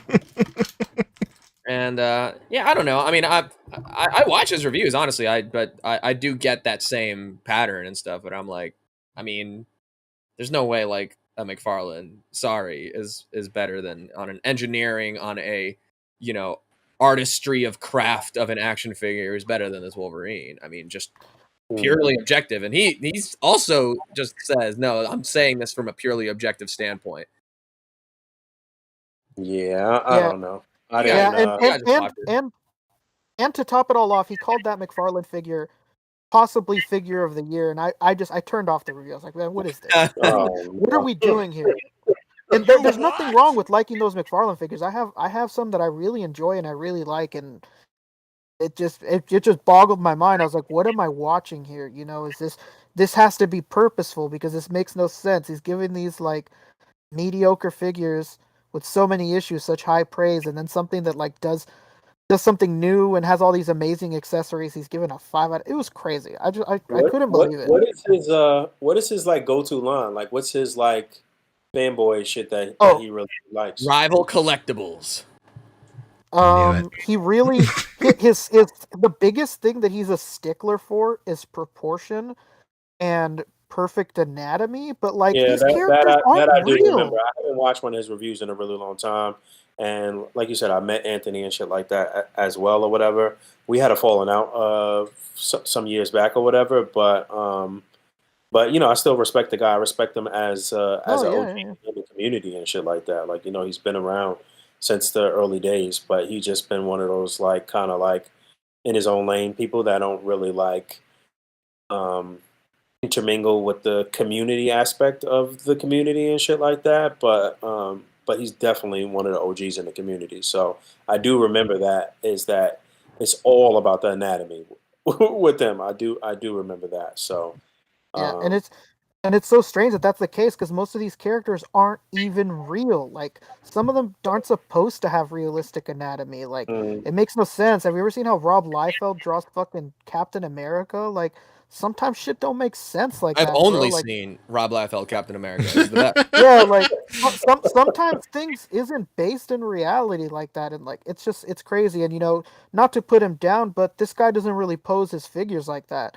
So right. when a I was thinking figure's that too, though. when a figure's articulation is garbage, like he really easily sweeps that under the rug. But God forbid that this guy's pectorals don't look exactly like they're supposed to. It'll fucking get trashed. It's crazy. Like I don't. Yeah. his way of thinking is so odd. Like I said, no disrespect. He's got his own. Like, he can have his own opinion. He doesn't have to agree with me or anything like that. But it's just so odd. Like I can't wrap my head around his process and his grading.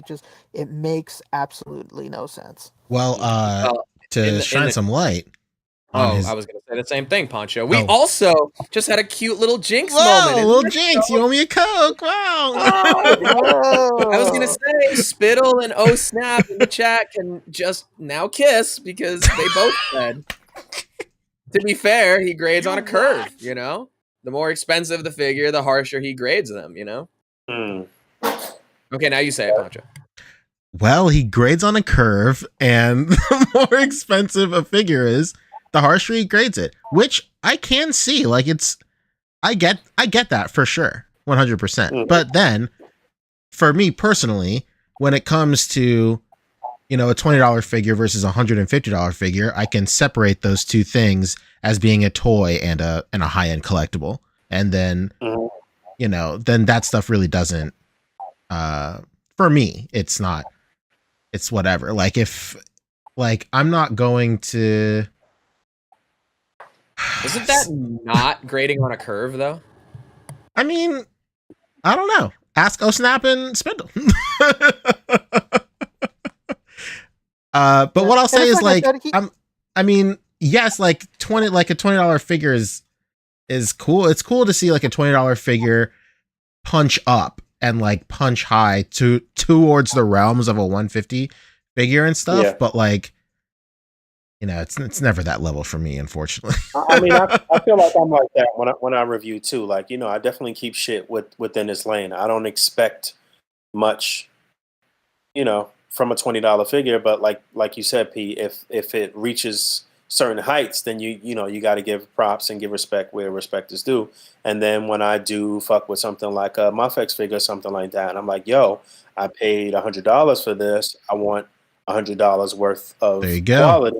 You know what I mean? Like maybe you have a more common than you think, Bug. I don't know. It makes sense. But listen, again, I remember watching quite a bit of his content and just remembering that he was very critical of things. In fact, what led to me and him having a little dispute was him being like super critical of I think it was the animated series Batmobile from DC Collectibles or whatever. Mm-hmm. And I had made a comment on the video and I'm like, man, you be like going overboard with some of this shit, something like that, something to the effect of that or whatever. And he hit me up. I think he might have responded on the video, but then he also hit me up and was like, yo, like, that's not cool for you to like basically like challenge me. He didn't use that word, but to like, talk down about my review or my review style or some shit like that when we supposed to be like, like in business together or whatever. Like, and I was just like, why? like you a grown up, I'm a grown up. I should be able to like say whatever and you could take it. I wasn't like rude to you and no shit, like, but we went back and forth on that shit. And at that particular point, that's when he had said something to the effect of like I promote the A.C.B.A group in my videos or some shit. I'm like, dog, I post your videos all the time on the fan page, like literally every day, every video you post, whatever.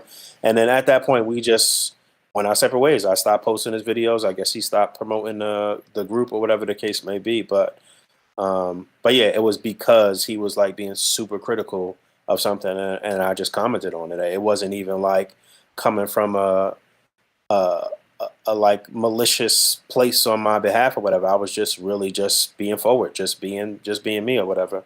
And yeah, and that was that. But there was mad times where I watched this stuff and I was just like, didn't say anything, but felt that way. Like, damn, like you like.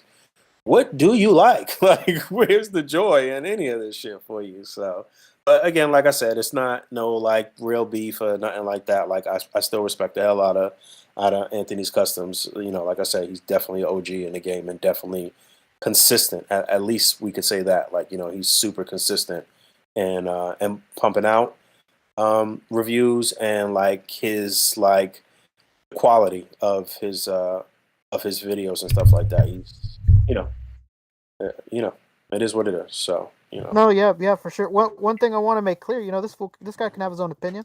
I don't hate him for it. He can hate Mezco all he wants and love McFarlane all he wants. It's not going to affect my life, but it's just it's hard to watch sometimes when the scales are so tipped in somebody's favor. Like essentially, if you're like a $20 toy that isn't named Marvel Legends, he'll love it. And yeah, it's odd. It's just what I was pointing out that day. The scales didn't make sense to me. The criticism was like really harsh in some things and wasn't harsh in others. Like he can like whatever he wants, he could hate whatever he wants. I met him in person. He's a perfectly nice guy. I gave him free stuff from the booth. So I don't hate this man or nothing, but that's the scales are off. He needs to recalibrate them. I don't know what's going on. yeah, I'm just saying all of that and just being like transparent and shit, because of like the people, once the video goes up, that starts like you know saying shit and like acting like there's like some real like beef or problem or some shit. No, like yeah, that. It's not that. that's why I made it clear too. Last time I seen this man, I gave him Comic-Con exclusives for free from the booth. So, like, I have no don't you problem hate it with when people dude. take out of context clips from podcasts and send it to people to start beef? Yeah, Yeah, like I always say, none of this shit is that serious. I don't have no like real problems with anybody in the community. So it is what it is. It's all love, baby. It's all love. Yeah, it's one of those one-way street things where like, oh, you have a problem. I didn't realize it. 'Cause- Well, let me not say that. That's not true. It's not like I don't have any issues with certain people, but nothing that's that serious. I'm an open We're- book. we are stressing Poncho out so hard. right. Who we gonna talk shit about? Who we gonna talk shit about next? Come on, throw a name out there. Throw a name out there. Throw a name.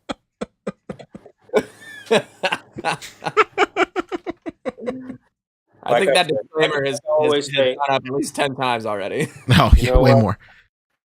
like I always say, no matter what, in any situation, no matter who you are, and like how like much we may like disagree on certain shit, I still always come to the table and like discuss shit with you and like get down to the bottom of shit with you. Like it's never that serious. So it's like I said, it's all love. It's all good.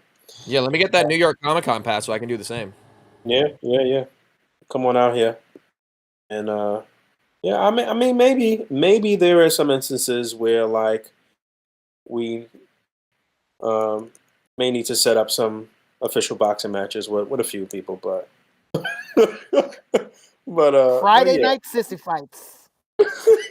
But, And it's yeah. going to be seeded by tier list ranking. Oh no. Poncho, get on it, baby. The people he wouldn't hug has to duke it out. Who will I sit next to? Who's in my row at the at the influencer fight? All right, so yeah, that was Mezco. I don't know what's going on with Was it? Oh, man. We're just waiting to see, what's what, and here's something. We don't. I don't know. Well, that was, I will say one thing. Now that we're talking about Mezco again, I really love the head sculpt on this. I think this head sculpt is infinitely better than the first one, simply for the fact that it looks like his head is a helmet now because of the black. It looks like a visor, and he looks like a fucking Power Ranger, and it looks way better than the first one. In my humble opinion. See, I was gonna say I like this tank head more in this colorway to match what he's got going on here, because the green always felt like it was not really matching with the original body. So again, as someone who gets them all, I'm happy to have the second version to display the alternate head with, like I'd done with Doc Nocturnal and Baron Benz and all that stuff, Mm-hmm. Yeah. I like that his helmet looks. I like that his helmet looks more like a fucking hawk. Like it looks like a hawk's beak. I like that a lot. Nice. It's kind of like looks kind of animal like. I love it. I I was too late and I didn't pre-order it, but I wanted to. So I guess that probably counts.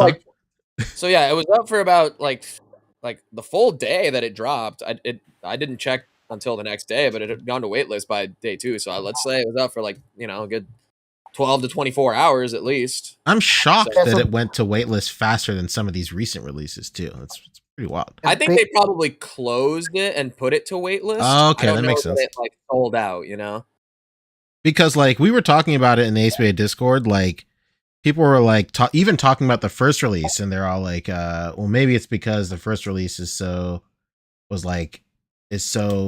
sparse or whatever. And I was like, weren't they selling this shit at San Diego Comic-Con? Yeah, they had it in stock at San Diego. It lasted the whole show. Same with Vapor though, so that's not necessarily indicative of the character popularity. But there was a poll that went up in one of the other Facebook groups that I'm actually in, that I saw, asking what is the least popular Rumble Society character. Number 1, the Krieg, with like 45% of the vote. Wow. Number 2, Hawk P40 with like 40% of the vote. Damn. Yeah, I've seen Krieg memes before on those Mezco pages, like, stop trying to make the Krieg happen. Like, mean girl shit, like. Tried 6 different times now, yeah. Yeah, I don't know what it is. People just fucking don't like those guys.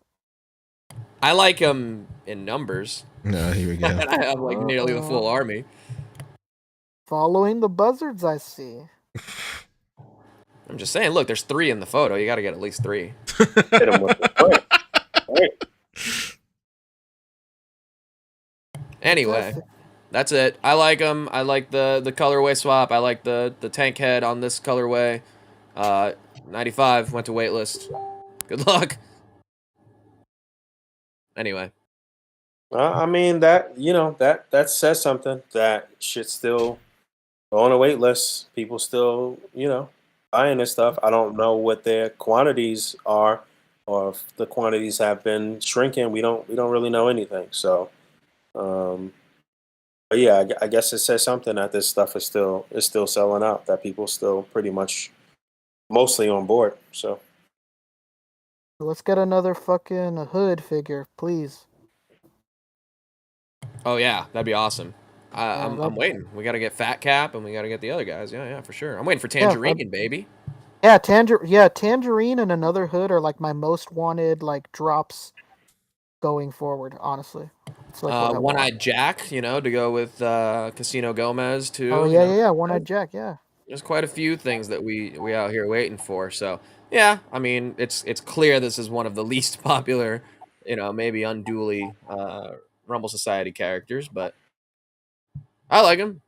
I think he's cool. I think he's badass. Happy to have a different color. Happy to see the return of the belt from the Punisher. Hello. Mamma mia. Isn't it obvious? Clearly. Anyway, cool. That's Mezco, baby. Yeah, Mezco. Woo. Sure was. All right, what's next? Man, the Mezco segment is always just the spill the tea segment, isn't it? Oh, no. It's when all of us are ready to add a little spice into the dish. I feel so bad for people who are like, "Oh, Mezco, okay, I'm out," because they're missing the best part of the show. Frankly. And then when they're gone, they get the DM like, "Dude, they're going off on this fucking reviewer right now for no reason." Mm-hmm. Like I said, the comment section on these past few podcasts have been a little crazy. I've been, sparring with a few people here and there, but again, even you folks and you naysayers and you whatever in the comments, I still appreciate you. Still appreciate you fake tuning in, because they'll say something like, "I don't even watch this shit. I just, at this mark, this is what happened though." It's yeah. I'm all for humorous acknowledgement of these things. I mean, do we really care? It's internet drama. It doesn't really matter. It's not real, but it's funny to acknowledge it in a humorous fashion. Yeah. Because we are creating entertainment, right? Hopefully, somebody find this entertaining. I think so. I wanted to throw in one. Maybe we'll get to it in miscellaneous. But there's one thing I just saw that I think would be fun to talk about. Okay. But what's next on the list? Hold on to that. Write it down. yeah, I got it here. Okay. I think we're talking Big Daddy McF. All right. We are. Before we get there, partner. I want to catch up on some super chats though. Before we get there. Oh my god, yes. I meant to say that like 2 segments ago. Let's see. I feel like there was a toggle to where I could just look at super chats. Is that a thing? I don't know. Anyway. They're all gone. Chat's been popping off. I can't see them anymore. Hold on. I'll look at them. Okay, let's do this. If you had a super chat, just retype your message. No. I'm about to look at it right now. Okay, all right. Cool. That's you asking for a fucking lot, man. I was about to say we better be out here all night. We're like, wait a minute. This wasn't a super chat. You're just trying to say dumb stuff for us to stay on the air. Just wait for the first comment. If he's a fucking liar, there was never a super chat from this guy.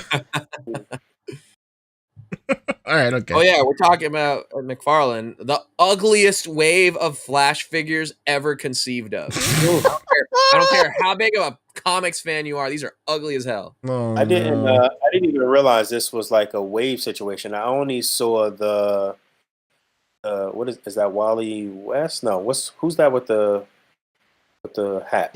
That's Jay Garrick.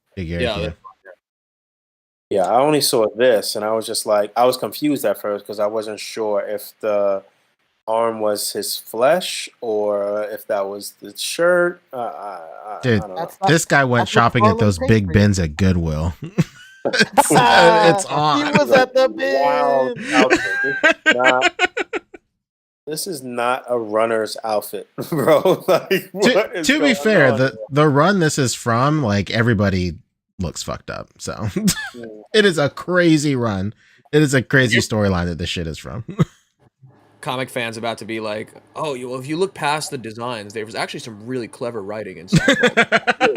Yeah, and can we talk about the Joker Dragon again, please? They look terrible. This is the thing. This is the Joker Dragon run. You would be comfortable as a super fast runner in anything but spandex. Like, what? You gotta have the chains on the belt. Come on, bro.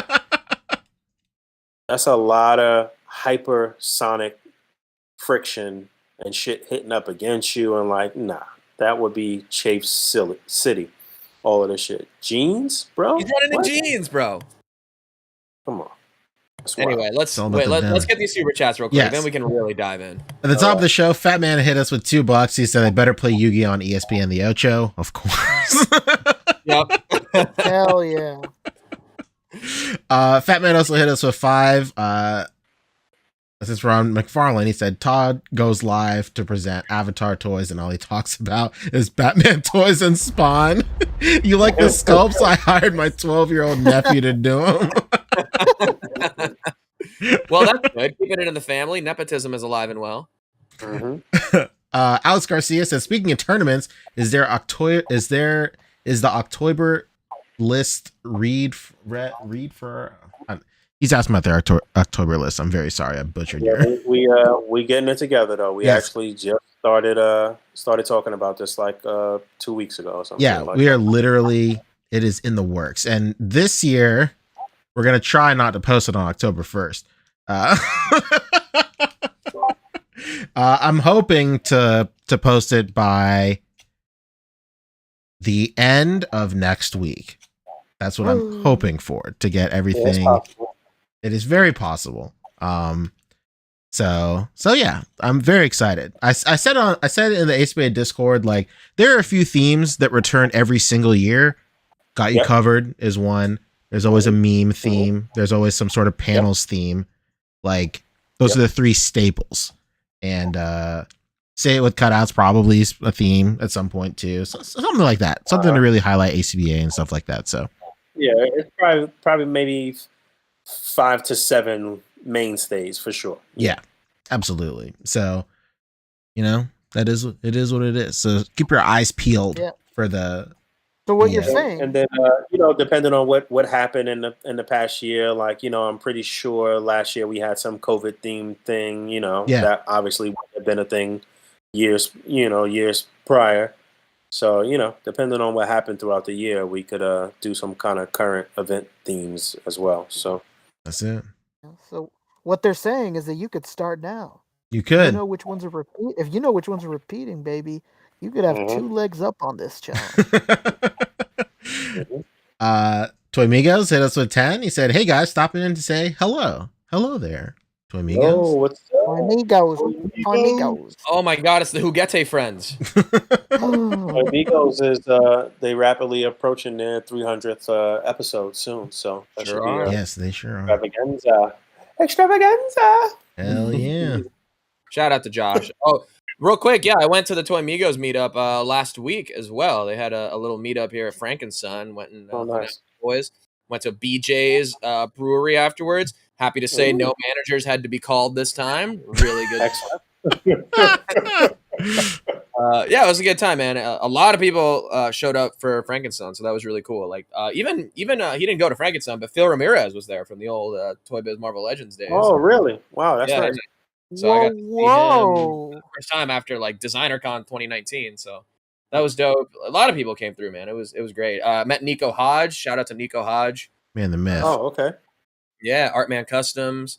Marvel Kicks was there, and Toy Box of Doom, and Berserk, and Ernie, of course, and Josh Chaney and his wife and daughter, who ran around to every single person at this meetup, asking over and over if we preferred the turtle or the fish, little toys that she had with her. So the big meme or hashtag coming out of the meetup was turtle or fish. Turtle or fish? Yeah. love it. Which are the How, dining how, items how old that is I she got at now? the last wedding I was invited to. How old is she now? I think like 8 or 9. I don't remember. Oh, okay. All right. So that was fun. Who else? Adam and yeah, just everybody. Everybody who was under the Toy Migos banner. It was great to see everybody there and hang out. That was a lot of fun. Yeah, that's It what's was up. the real who's who. Josh saying she's 8. So there you go. Hell yeah. Okay. That's fantastic. Maybe your daughters, can all hang out together someday. Wouldn't that be fun, Boog? Okay. Yeah, we got to get there. We got to get the A.C.B.A. mansion going. That's it. Yes. Coming soon. What? Airbnb sponsor us. Does that come with an A.C.B.A. grotto in the pool? Now you're talking. Who would be the grill daddy at the A.C.B.A. mansion cookout? Let me tell you something. I would break out the Air Monarchs to be the grill master with that. Hey, I was wearing Air Monarchs today. Rick. Speaking of Nike clearance, you can always find those in stock at the outlet stores. Yeah, I like to wear them when I'm going to my storage unit, because every time I go to my storage unit, I always fuck up whatever shoes I'm wearing. Oh yeah. Or any day I know I'm going to my storage unit, I'm like, oh, I gotta bust out the Monarchs. I'm not about to fuck something up again. Do you have the all whites or the red, the black and whites? I got the white, black, and reds. Yeah, there you go. That's Reminiscent of a Jordan colorway. yeah. Those are the ones I wear. Just a hint of Jordan colors. Yeah, and it's because you'll see people walking around that they're like, oh, what are those? And then they realize, oh shit, those are Air Monarchs. Yeah. You could just see their faces, like the gears turning in their head, like, oh, okay. Yo, 1-6 shooter in the chat saying the A.C.B.A. grotto would be filled with cellophane. Shout out to Trevor. Cellophane. And Simon Hill would be there in his mankini. Oh, that's being very giving. I don't know that he would be in anything.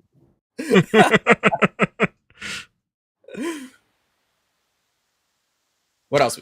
More super chats? Yeah. Okay. John Papa Sergio hit us with 5. He said, "What's up with the Razor Crest head?" Talking about Hawk P40. Shit do kind of look like the Razor Crest. Yeah. Man, now that you said, damn it, now I can't stop looking at its head and thinking that it's the Razor Crest. He is an anthropomorphic aerial vehicle. True. Which is, I believe, is the government classification for UFOs now.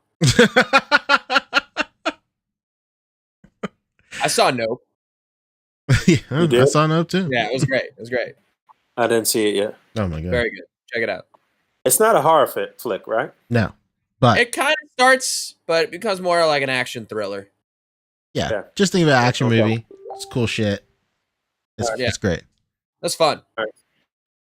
Toying around hit us with 5. He said this 5 is for the overall disappointment comment from P. Stupid. Incredible.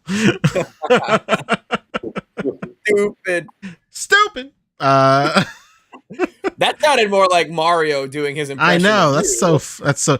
I was actually going through. I was looking for a clip from one of my old videos to use in a new video, and I found the clip of the first time I went stupid, like in that exact same cadence. It was the worst shit ever. Want to erase it from the internet. We need a compilation. 10-hour compilation coming right at you. I would call it to that ASMR style. Batman hit us with 5. He said Mezco is becoming the McFarlane with his gold label stuff. It's a repaint of a figure he already got for $100. Rebuttal, Fabio. Well, I mean, this Hawk P40 would match the gold label with, his gold arm. This is, I want to call this gold label Hawk P40. I kind of do. I kind of do want to do that. Now they're going to give you the Mezco Platinum Edition, and it's going to be unpainted, no soft goods. all hard plastic. Yeah. Fun as you do it yourself. It's like IKEA furniture of action figures. It's true. He also Fat Man hit us with 5 again. He said, "Yeah, these McFarlane Flash figures are so ugly. My phone crashed. I was looking at pics of them. My phone was like, please stop. Don't look. Incredible." Yeah. All right, let's continue going through these okay. These wild cards. Oh. No, get off of Hawk P40. No, I'm going here. Here we go. I can't. All right. Okay. Well, they did teaser images first, but we'll skip straight to the full pictures. Part of the new Build-A-Figure wave that we'll be getting pretty soon based on Dark Knight's death metal, speed metal. Jesus, that is so many name. Quite the name. Jay Garrick in this getup. Look at the state of him. My goodness. Hold on. I just imagine like a CW Flash situation where he's like, "You'll never guess what happened. I lost my drip." You dropped out there. Was that again? Yeah, you've been dropping out. I thought it was just me, but you've been going in and out. Oh dang, my bad. My fault. Yeah. I was just thinking like instead of losing his speed, he just loses his drip over and over and over again, like the CW. My name's the Flash, and last season I lost my drip, and I swore I'd never lose it again.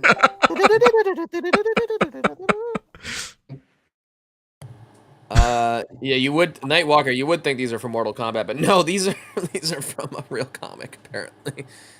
Anyway, what is this like face paint he's got going on here too? It looks like a botched David Bowie tribute. Oh no! This is a wild outfit. He could just like, in the process of running, just like brush up against somebody with those spikes and just kill them. Yeah, everybody's talking about A-Train. This dude is the real killer. Jesus. Basically. Mm-hmm. Yeah, this is just wild. Okay, but what about Kid Flash? What about it? And why did they make Wally West look like he's fucking 50 years old? I don't know. Look at that lineup, dude. He's got a pretty sharp lineup here, and look at that nice shaved in. Oh, actually, no, he's got 2 parts. Okay. 2 parts, baby. That's why I said he looked old with the double parts. It looks like never mind. Like a peeled back hairline. Like, this is some crazy shit. It's tattooed on. This is nuts. 50-year-old fucking Wally West. I don't know, man. This scope looks... Wow, these scopes look insane to me. They don't look good, bro. Look at these, like, he's got very, like, skinny forearms and, like, giant fists. Yeah, have you guys seen that Superman in stores? Oh my god, his fists are like fucking lunch boxes. And And yes, of course, yeah, the giant diaper. Look at this, man. Mm-hmm. Look at this. Hi. He's caked up, but in a bad way. Like, not good. What about well, Sun's out, guns out, Flash. Just about to say. Is this the Flash? This is Barry Allen. He's got the most reasonable outfit aside from the spike shit on his arm. I don't know what's going on with that. Are these tattoos? Or what is going on here? And same thing, look at these tiny little wrists, huge hands. These sculpts are atrocious, bro. I'm sorry. Look at this massive long neck too. Why is he only looking in that direction? In all the photos. He looks That's very like front of a staple. This is nuts, man. What about hey, another Wally West. Wait a minute. 2 Wally Wests? This is actually the most reasonable outfit. Yeah, I was about to say this is the most normal looking one. But it's a repaint. We've already gotten literally this, but in red and dark red. We did. Yeah, okay. This is a straight up 1-to-1, including the ridiculous 5-fingered state of the face hand. Oh my god. You gotta have some way to contain those curls up top, man. They're out of control. It's the thing, like, what is it? I don't know. Just this weird little tiny waist, and then giant thighs.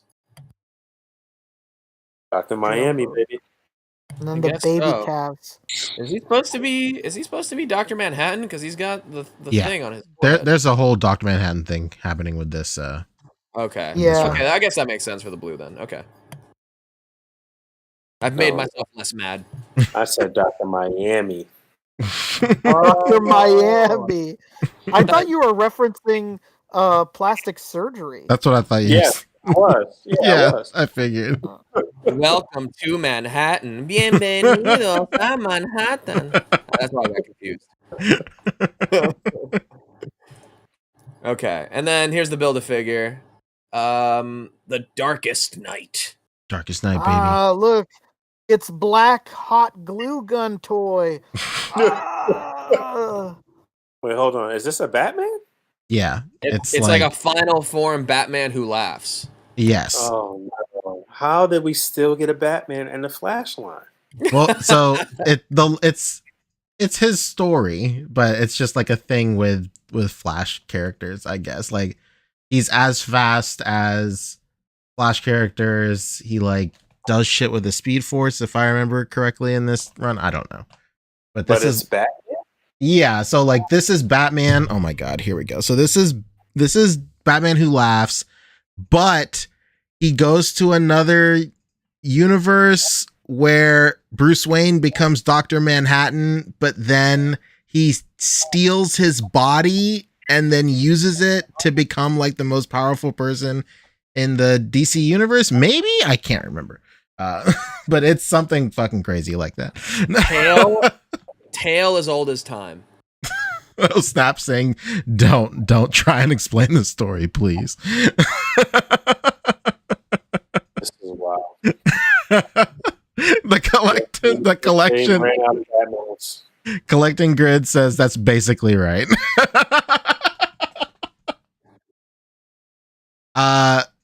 I will say that I do enjoy the Darkest Night Batman design. It's jump to 3D in this like form does not do it for me. This looks like a goo monster or something. This is crazy. Hello, Gooman. Well, there's the full like solicit or whatever. You can see the rest of like the effects that he comes with. Hey, look at that. Oh man, that's what we forgot this week. We forgot to talk about Daddy Seinfeld. Oh my god. What? Remember when we would start the show, we're like, what happened this week? Anything interesting happened? We forgot to talk about Daddy Seinfeld. Drip Jerry. Yeah. Oh, I did see that. All right, we'll get there. Where are the rest of the toys? Is only one up for pre-order? Tight. We don't have to go through any more of them. Why can't I get to the rest of the wave easily? It says unavailable for purchase. Why is one of the recommended things not more figures in this wave? Who put this site together? Pock Photos, explain yourself.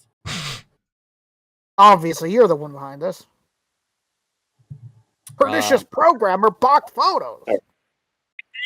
It's all good. Let's All right, get what out about, of it. no, there's more. Okay, what about we Dragon? absolutely do not have to talk about this. It's a dragon, though. Come on. Did you kill Parthenax or something? You don't care about dragons? This first of all, Parthenax is not a traditional dragon. What else was at the top? Come on, we spending almost as much time on McFarlane. Oh, this was the other big one right here. Okay, so this is actual Mortal Kombat figures now. Oh, that's what that is? This actually looks pretty good. Yeah, it does. Yeah, it looks really good. See, I don't know about we don't these hate chains everything he being does. unpainted compared to the actual metallic chain. That's whack, but just right here, the sculpt of this actually looks okay.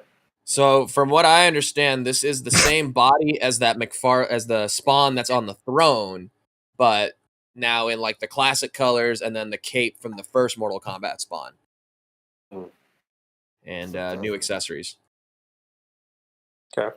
Cool. Yeah, this is not too bad. What about Rapid Red Cabal? Cabal. I don't want this palette swap shit at all. He's rapid. Oops, all palette swaps. Oh, oops, all palette swaps, exactly. Jamichael Johnson hit us with 10. He said, Todd continues the Mortal Kombat line, but gives us Joker skins for Noob, a Cabal repaint nobody asked for, classic Spawn with no classic parts of the costume that are in the game, straight up monkey paw of a line.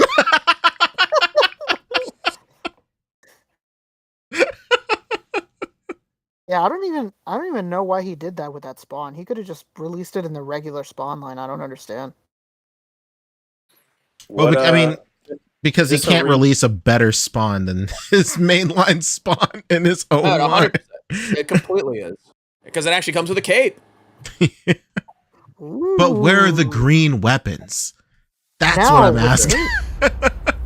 I really wish McFarlane would do some type of loaner situation where he could give one of these import companies the green light to do a Spawn figure.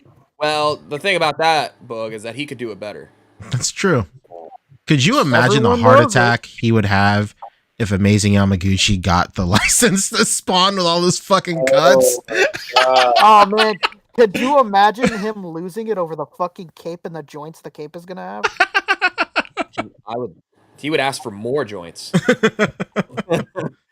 He would look at that Batman and be like, more. I would actually pay to have him articulating the figure on one of his little streams. Yeah. Show us how you cut it up after you sculpt it, buddy. The man doesn't need money that badly. Give it a couple of years. And here's the thing, too. Good call on here, Jamichael, with the classic Spawn with no classic parts of the costume. This is straight up the modern costume with the giant claw and the giant boot. Right. But just repainted to look classic. Yeah, he's fucking up his own damn creation. Come on, man. And then Jamichael, I guess this isn't even a full Batman Who Laughs character in the game. It's just Noob Saibot as, it's just a skin. Yeah, but I will say this Batman Who Laughs figure I think it looks as good, if not better, than the one we got already. It definitely looks like it articulates better, for sure. I would agree, yeah. How crazy is it that Todd McFarlane does to Spawn what he claims other companies would do to Spawn if he gave them the rights to it? How could he fuck up his own shit? It's so strange. Now we can get into the Avatar stuff. Well, actually, real quick. New wave of the cake topper page punchers. Bam, bam, bam. Yeah, all right. Wait, hold on. Before we get into that, Love of the Game says you can't skip Tang Grod. Tang Grod. So let's go back. Oh, yeah. We skipped Oh, yeah. I guess we missed this. Oh. Big Daddy Grod. Yeah, let me tell you, when I was growing up in the Philippines, Tang was the shit, dude. Tang is still very popular, of course, as far as I know, over there. In fact, it's a flavor at the fountain at Jollibee. That's true. And I know because 3-piece I've been chicken there. joint, a That's Tang, true. please. Mhm. This is a crazy grodd. You know, it'd be wild. Like, just take the armor off, and this is a pretty good gorilla figure. You know? Yeah. It's a straight up gorilla figure. Hell yeah. Could be your Wow. Harambe. You know? This flat ass orange on here, man. What's going on? It contrasts so poorly against this gold. Makes the gold look green. Oh wait, we did talk about this last week, and you said the exact same thing. Oh yeah. And Well, you're the one that told me. I was like, "What fucking grodd is this?" And then you told me, "Oh, it's from this one comic that he himself made." And I was like, "What the fuck?" oh, You that's can my read all impression about of it if real you buy the comic page readers. puncher. Exclusive. All right, let's get out of here. Okay. Come on. Wait, there's more McFarlane because we got to talk about this because yeah, we do got to talk Batman about with this. this. Yeah, this is what I saw earlier. So let's see. I think this is the one you're talking about, right, Fat Man? He's with a $5 super chat saying that look at the McFarlane Avatar Colonel figure. He looks so jank. Look at the massive box. Look at the face on the figure. Yeesh. There's actually yeah. there's a standalone photo of the Colonel. Is there? Oh, Yeah. The Colonel. Making a comeback. Colonel. You might say there's a kernel of truth in that statement. I say you, he did. A kernel of truth. I say you, he did. Oh my god! I quote that all the time, and nobody knows. Me what the too. fuck I'm I say talking that about. almost every day. Whenever somebody goes Colonel. like, whenever somebody goes, "Is blank here?" I go, "The Colonel," and they're like, "What the fuck is up with Tourette's over here?" Just fucking screaming, "The Colonel." Rick sent a picture in the chat of the box, Fabio, if you want to pull it up. This is fucking bonkers, dude. Yeah, if somebody is this the somebody box? scaled it. That's the box. Look at it up top. Look at the box. Real estate. No. Look at the picture that I sent. Look at the picture that I sent. Somebody breaks down the sizing of it. It's fucking crazy. Why did the box have to be the same size as the Avatar? Just make a smaller box, dude. You know what it is? Like, man, he's nutty. The factory that prints all the boxes, like the department that chooses what the boxes and stuff are like. If you go back to the full spread, Fabio, it costs less to stick him in this oversized box, the same box as the actual Avatar characters are in, versus making a whole new little box. Didn't this guy die in the first movie? Yeah, I think these are figures from the first movie, if I'm not mistaken. Oh, what? Yeah. Oh, yeah. Because you guys didn't realize the first movie is being re-released this year. There ain't no damn way. And then next year is the new movie. Really? They're purposely trying to dupe people.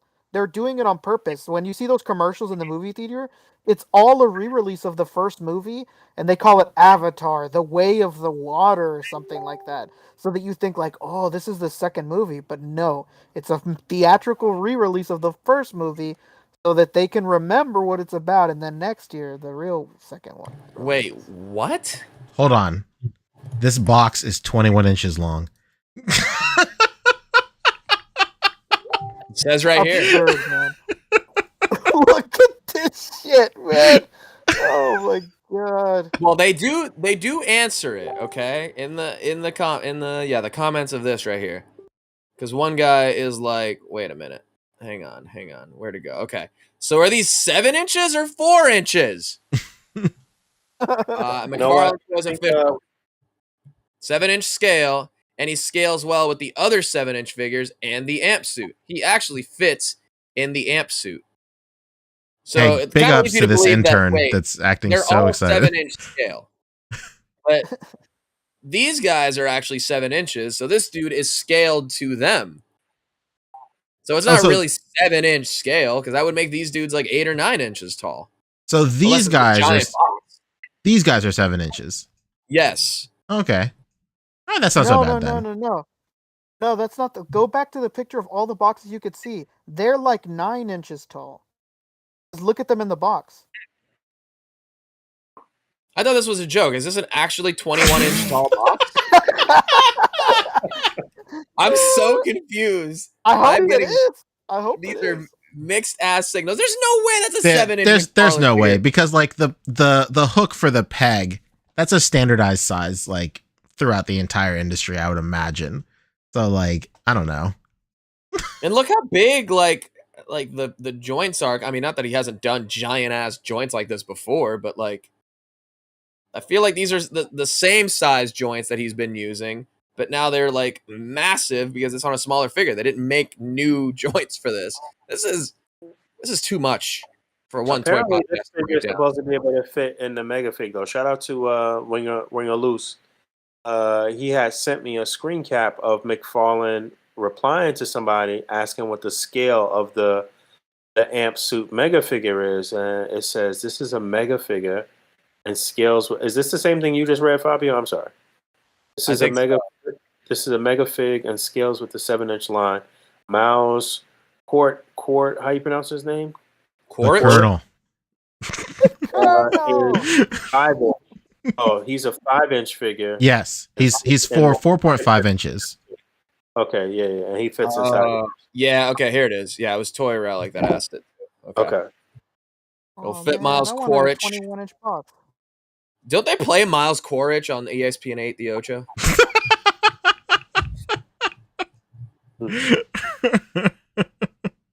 Competitive tag. Apparently, this already a pre-order already sold out for this. I mean, it's probably the single best figure in the line. Yeah, there's no question. It is? This mech suit, there's above and beyond, I would imagine. Oh yeah, and you can army build What? these technically, but there's no other I 4-inch humans to fit in there. But I thought those. I thought the most impressive thing they did was those creatures that they ride. They're all painted in bioluminescent paint, and they're fucking humongous. Oh my! I They're can't wait huge. to get some artist proofs of those. Ooh, baby, can you It, imagine? it looks like it's the same. Yeah, it's Those the are same the 2-3 those are the figures. small. Those are the smaller scale ones. There's a bigger scale one. Oh, There's it one. must be these There's then. yeah. Those ones. They're like fucking as big as your forearm. They're huge.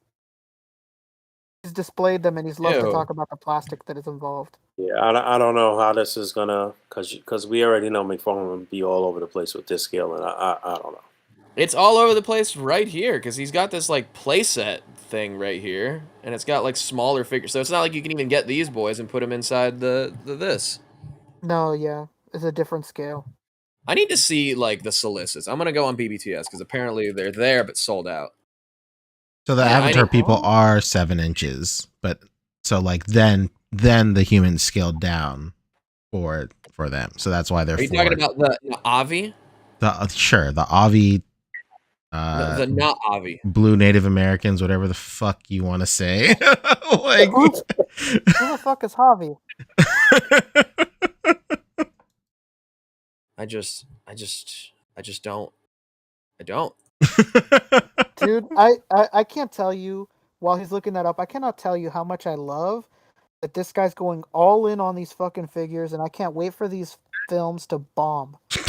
I just can't wait. I can't wait for this shit, man. So people are sweet. saying that it's people are saying it's two different lines. Playset is miniature. They're like 2.5 inch scale. Oh, I see. Okay. Yeah, they're basically the same scale as the old Mattel figures that came out.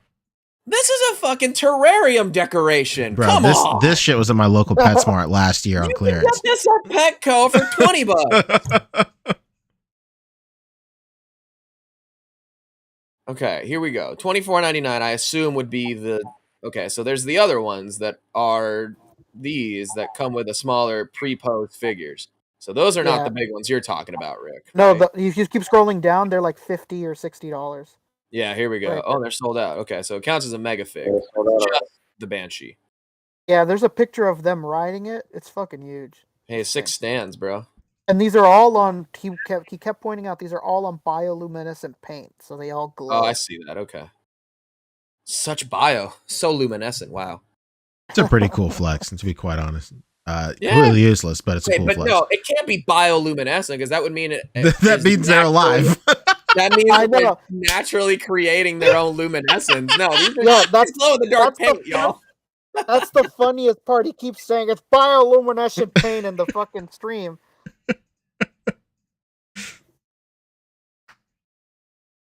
The other one is still up, right? Oh no, it's only for pre-order. Oh, everybody wanted Jake Sully's Banshee. Nobody wanted Nate Thierry's. Okay. Jake Sully. Jake Sully. Yeah. Damn, that suit figure was only $41. That's crazy. It doesn't come with the Colonel though. Well, none of them. Colonel. The Colonel. I can't wait to see these at GameStop on clearance and just buy them all. It's gonna be great. Oh, God, when this movie bombs, damn, these figures are gonna be cheap. Oh yeah, these things at Target are gonna be clearance the fuck out when that movie bombs. It's gonna be so sweet. And these figures all come out super soon because you know how McFarlane works. These all come out I think this month or something like next October. Yeah. And that's next month, October for BBTS, and they're usually a month behind. Yeah, because I'm almost certain that Target and all of them are gonna start carrying them really soon. The fall reset is happening, so I'm assuming that's at least the little figures are gonna start hitting Target really soon. I think it's wild that the figures are still on for pre-order, but the vehicles that they ride are sold out. These are gonna be just a riderless vehicle. It makes sense because people are going to be using those vehicles with other shit. They could probably work with some of those really highly detailed 4-inch figures that are out, like Acid Rain and other shit like that. Warhammer, Joy Toy Warhammer would be sick with that. Yeah. Yeah. Oh, and of course, people that you reviewed before, Boog, Hia Toys. Yeah. Yes. Hia Toys, yeah, for sure. Yeah. All right. That's enough, McFarlane. For gosh sake. What do we got for third party now? Yeah, what's next? Oh my god. Head over to Lago Figs, baby. We want to talk about third party. Oh. I don't think I don't think he was at the meetup, if I don't remember. Is it Lighting Girl? No, but this is great. What in the Fison body is going on here, bro? Yeah, Lighting Girl. All right, is it this? Oh, you already know, baby. There he is. Is this Newgrounds fan art from 1998? This is. It starts with one thing. I don't know why. Yeah, dude, this is Kong Studios' version of Super Saiyan 5 Goku. The image that was blazing fire around your middle school playground. Unreal, dude. Not this. I remember the weird kid drawing this inside of his notebook in 5th grade. His name was Poncho. That's me. You're on the wrong fucking photo. First of all. There we go. Yeah, this looks crazy. I think we talked about this a little bit, but now the official renders are up and pre-orders are up now, so I guess they gotta release them. This looks first of all, this looks insane. I cannot believe that this is actually being made. This is unbelievable. A lot of people are pressed because the clothes that he comes in the wrong clothes. The fake character, but I get it. Yes. Not real.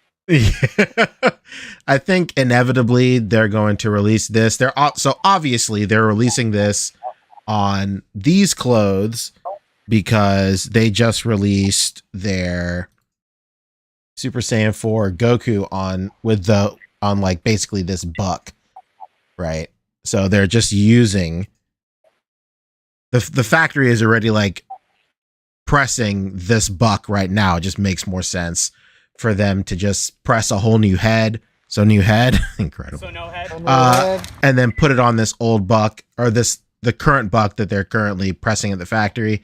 Sell that, and then maybe in a year or a year and some change, then they'll retool it to have his classic green and tribal tattoo inspired outfit.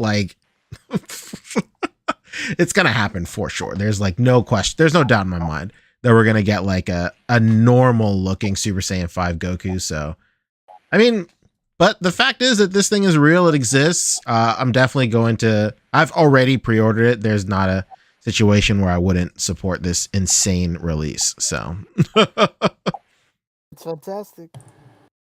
so I'm stoked. Let And me then the hit some of next that slide. copium over there, Poncho. What's up? Let me hit some of that copium over there. I'm just. I mean, No, I get it. I get it. I get it. I get it, man. I understand. Awesome. Honestly, it's fucking awesome. I understand. And then the next slide over that you were on earlier is just this buck right here. So all this stuff came out like just now, like maybe within a week or two's time. That's just the same buck, just in a new deco, where he has like black fur, and then he'll come with like a pink hair sculpt. So, you know, it is what it is. They're definitely getting their money's worth out of this buck. So, if that means that if supporting this like all these weird recolors opens the door for weird shit like Super Saiyan 5 Goku, then I'll do this all day. Like, I don't even care. Can we get Super Saiyan 1 million where he's more hair than man? All hair. God willing, we will. Just a big ass hairpiece and 2 boots.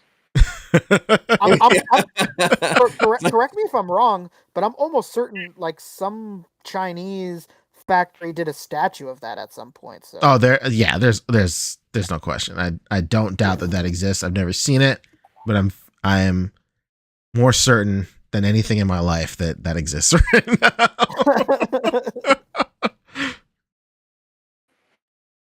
All right, there's a couple of extra. Oh, go ahead, Boog. I was gonna say big shout out to Brownie Jacob G2, who Love actually yes hooked me up with Son Gohan this past week. Whoa! Well, I just got it today, actually. Yeah, man, super grateful to have this. I had missed out on this figure. I've been like feeling really terrible that I didn't have this figure. I have him in hand right now. Almost lost him. Got delivered to the totally wrong building, but it was just a block away from my office. So I just walked over to this residential building and said, "You guys have my package. Give it to me." And nice.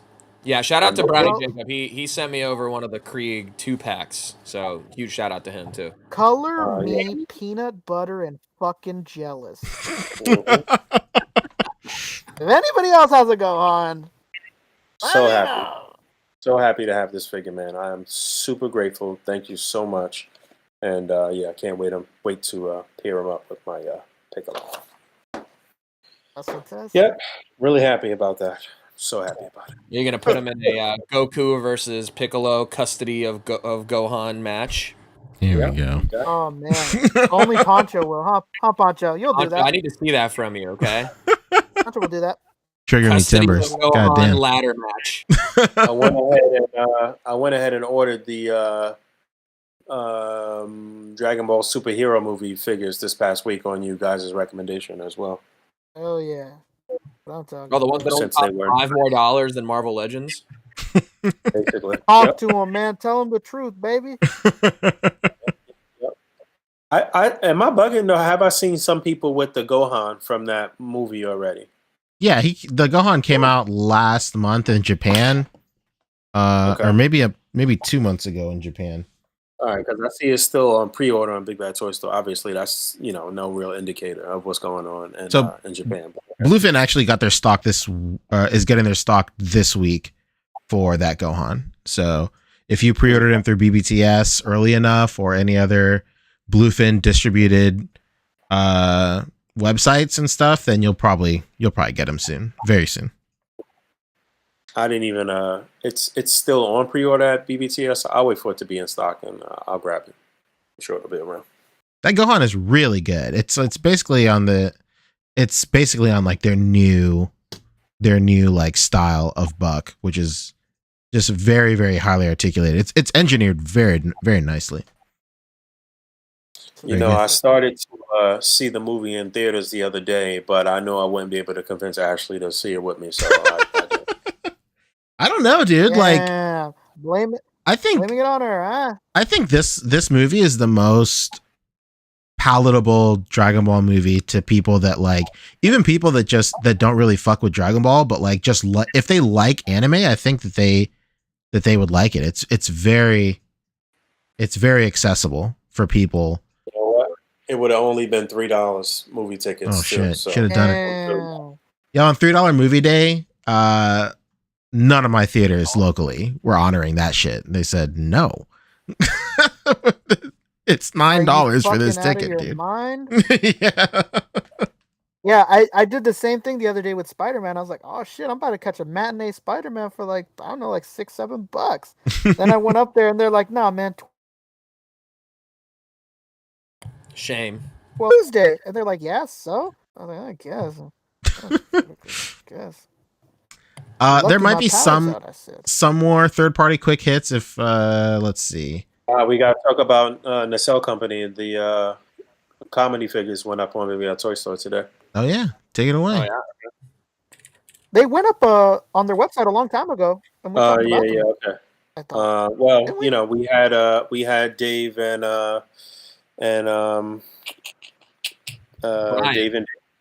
Dave and Brian. Sorry, yes, Brian Volkweiss. Right. We had Dave and Brian on the show some months back, talking about these figures and talking about all of the wonderful things that they had. They were mostly talking about the robot figures. What's the name of it? RoboForce. Robert Force. Robert Force. So they were mostly talking about that because that was the thing that was like pending and about to release first. But you know, they did talk about these as well. And you know, Vonner is somebody who comes from the Legends and the Marvel Universe and knows about mixing and matching lines and shit like that. And they were like really leaning into the fact that you could, you know, utilize these as you see fit, and they don't have to, you know, just be what they're intended to be. So, you know, the bodies and the accessories and stuff here, I'm sure that you'll be able to do some cool swaps with a lot of different 6-inch scale figures or whatever. So these are up on BBTS right now, but like the fellas mentioned, they were up on their website for quite some time or whatever. Yeah, Wave 1 bundle, $110. This is their website though, right? Yeah, nacellestore.com. Mm-hmm. Honestly, just get them direct. That's it. Yeah. If you really want to support the culture, buy it direct, baby. Yeah. Yeah, if you're a real Wonka fan, that's it. buy it direct, man. Yeah, dude, for $36.99, you get a good amount of stuff. They all come with the tall mic, and you can remove it from the stand and the chair. You get a chair.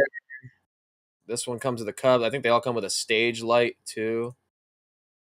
Yep, stage light, mic, cup. Everybody's got cups. Everybody's drinking. Mm-hmm. And then they're also, I was trying to figure out what these are, but they also have these bundles that I think come with a record, perhaps, of one of their comedy specials. Oh, okay. Yeah, so you get a record. Okay, that's what it is. A legit vinyl? Yeah. Yep, Lenny Bruce is out again, vinyl record. Wow, holy shit! Cool, and they're different prices apparently, depending on the price of the record. Oh no, Joan Rivers is a multi-CD set. In fact, okay. Oh wow, interesting. Compact disc. Yeah.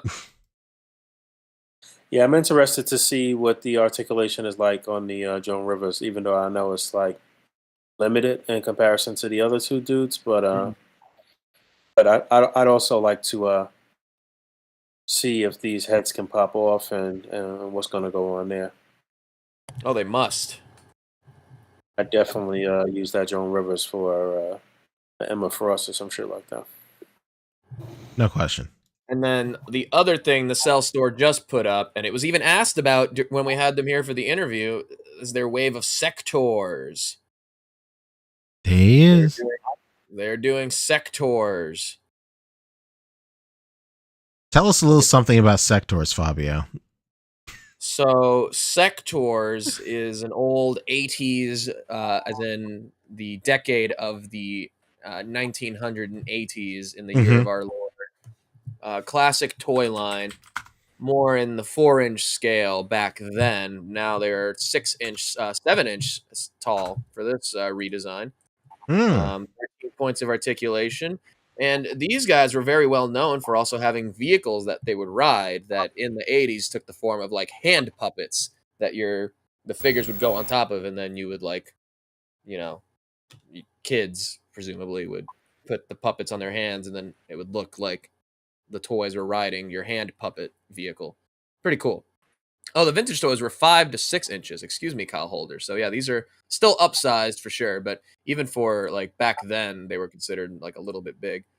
And then people did ask about this when we did the interview, so it's cool to see that they were like, yeah, that would be cool, wouldn't it? And then here it is.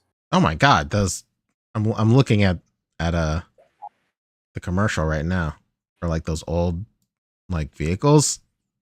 Crazy. Yeah. So would be interesting to see if they get around to doing the bugs. Would you want them to be hand puppet style? I don't know. I think in today's day and age, marionettes would probably be the answer. Stop. Can you imagine?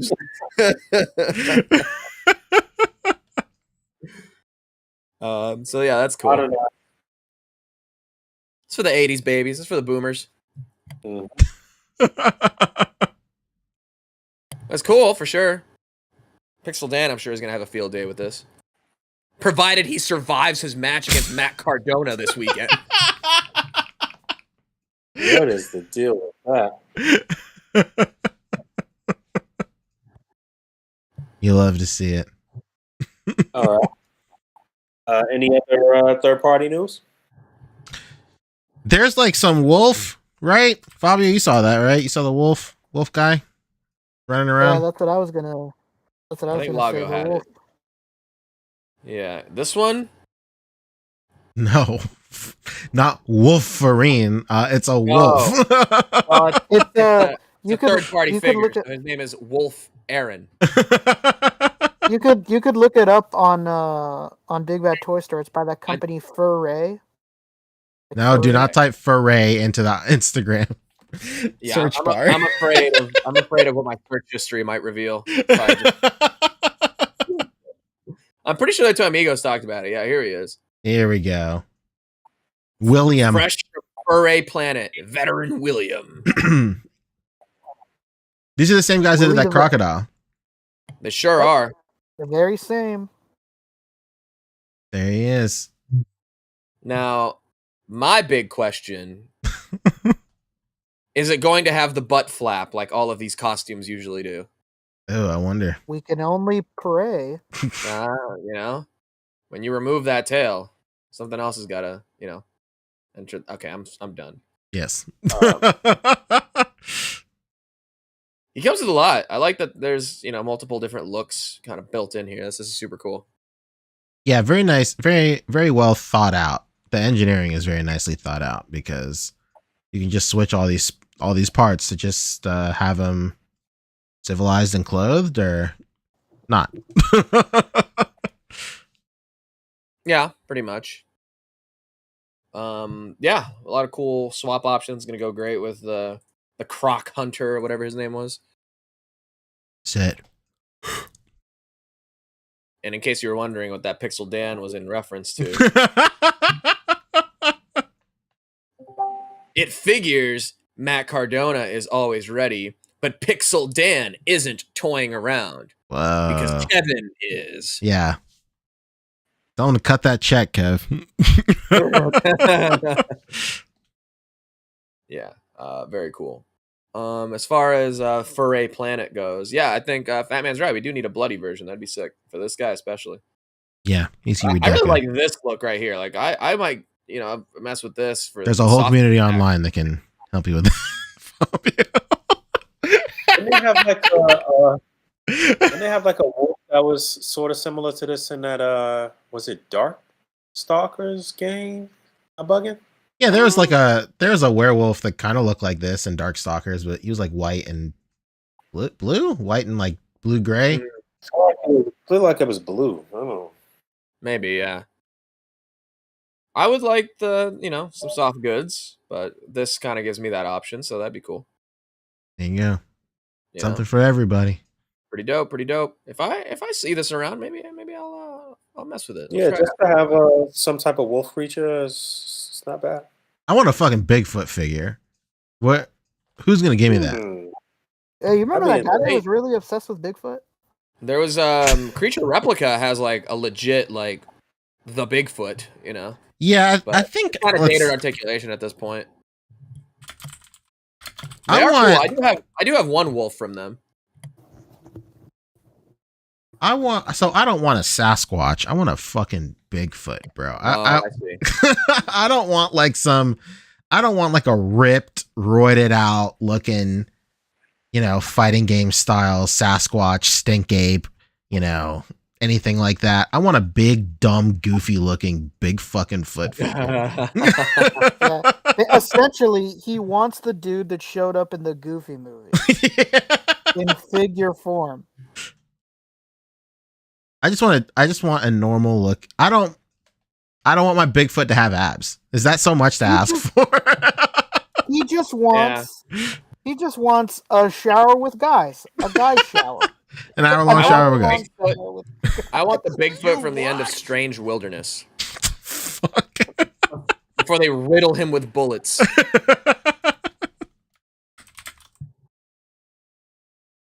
Okay, so that's Fure Planet.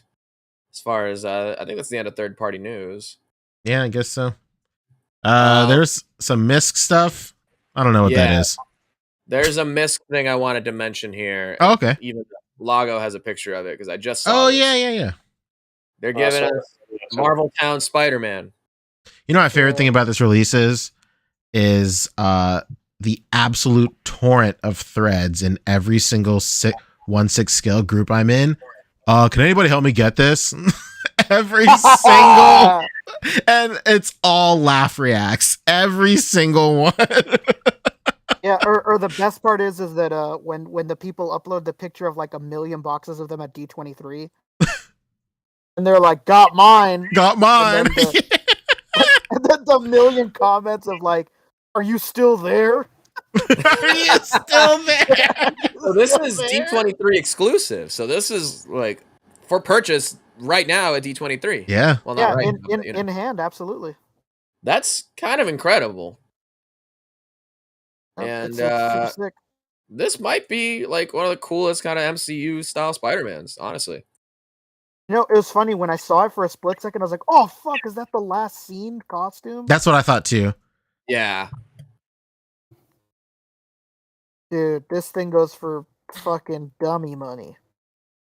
Damn it. Can anybody help me get into D23? Hey, on a real note, if anybody's at D23 can Fabio's close. You could fudge it, man. I could if I could maybe borrow, a Super 7 employee's badge for like an hour, we'll make it happen. My favorite They're revealing stuff right now. Yeah, they are. My favorite thing about going to Comic-Con is walking out of the con and the line of people asking, "Hey, can I buy your badge? Are you done with that badge?" Yeah. Yeah, let me borrow your badge. It's always funny when they do that to me, and then they see that it's an all weekend badge, and they're like, "Oh, no, never mind. Is that a Saturday badge?" Yeah, man. Is that Saturday? Is this Saturday? Like, buddy, it's Thursday, and this badge is all weekend. Yeah, here you can have it. Are you fucking serious? This thing goes for dumb money. It looks like it doesn't sell for like less than like $600. I mean, that's not bad. Makes sense. It's a really cool set. This is definitely a Wonka fans only type shit. But yeah, for sure. Yeah, this is fucking dope. But like, it kind of hurts more that it's it's a really sick release. I know. Yeah, it's funny because last D23, they always pick basically one hot toy for Marvel to do for D23, and last time it was fucking plain ass Captain America. I'll never forget that Emio was like, "Get me that Captain America," and I was like, "Bro, he's hella plain. Like this doesn't even look like exciting or anything It's the like that." black Like, I suit one, guess. right?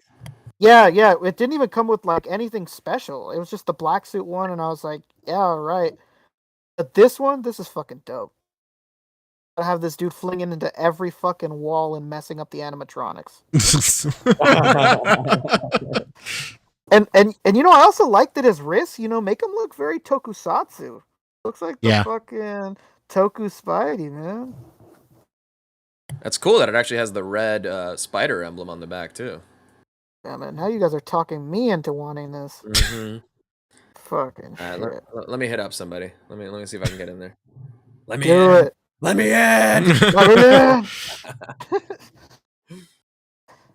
And then what else was miscellaneous? I was trying to think. There's something else. Oh, fucking the Zerg Reveltech. Oh How yeah. random was fucking that? Real quick, while we're on the 1/6 scale train, Star Ace with a Rocky 2. Oh man, shout out Star Ace Toys. I once posed all their display at Comic-Con one year. And never spoke to them again. Big shout out.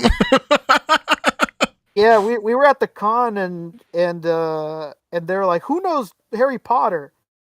And I was like, "Me," because we were there like with as vendor badges and stuff like that. And then they're like, "Can you pose well?" I was like, "Dude, I'm in a community. That's all we do." And I posed all of their Harry Potter shit. Nice. Dope. Yeah, and they let me keep some of them. It was nice. Whoa. That was dope. I just wanted to bring up this Rocky because look how sick this jacket is. Nice jacket. Oh damn! Look at that thread count. Look at this jacket. You want to keep fighting like me? All right, that's pretty much it. You ever notice how Butkus doesn't really look like a real dog?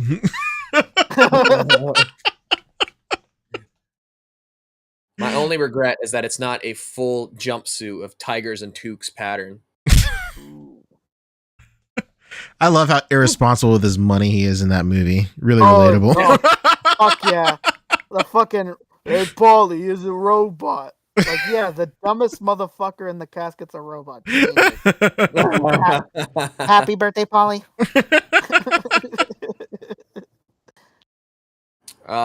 There was one other Marvel Hot Toys, right? Was it? Oh yeah, here she is. Valkyrie. Looks good. There she is. Damn, surprised they the really hair- like went all out on her hair. That's crazy. Yeah, I was about to say, I'm surprised they didn't fuck up the hair. Damn, those are gonna be delicate as hell. They're probably bendy wires, right?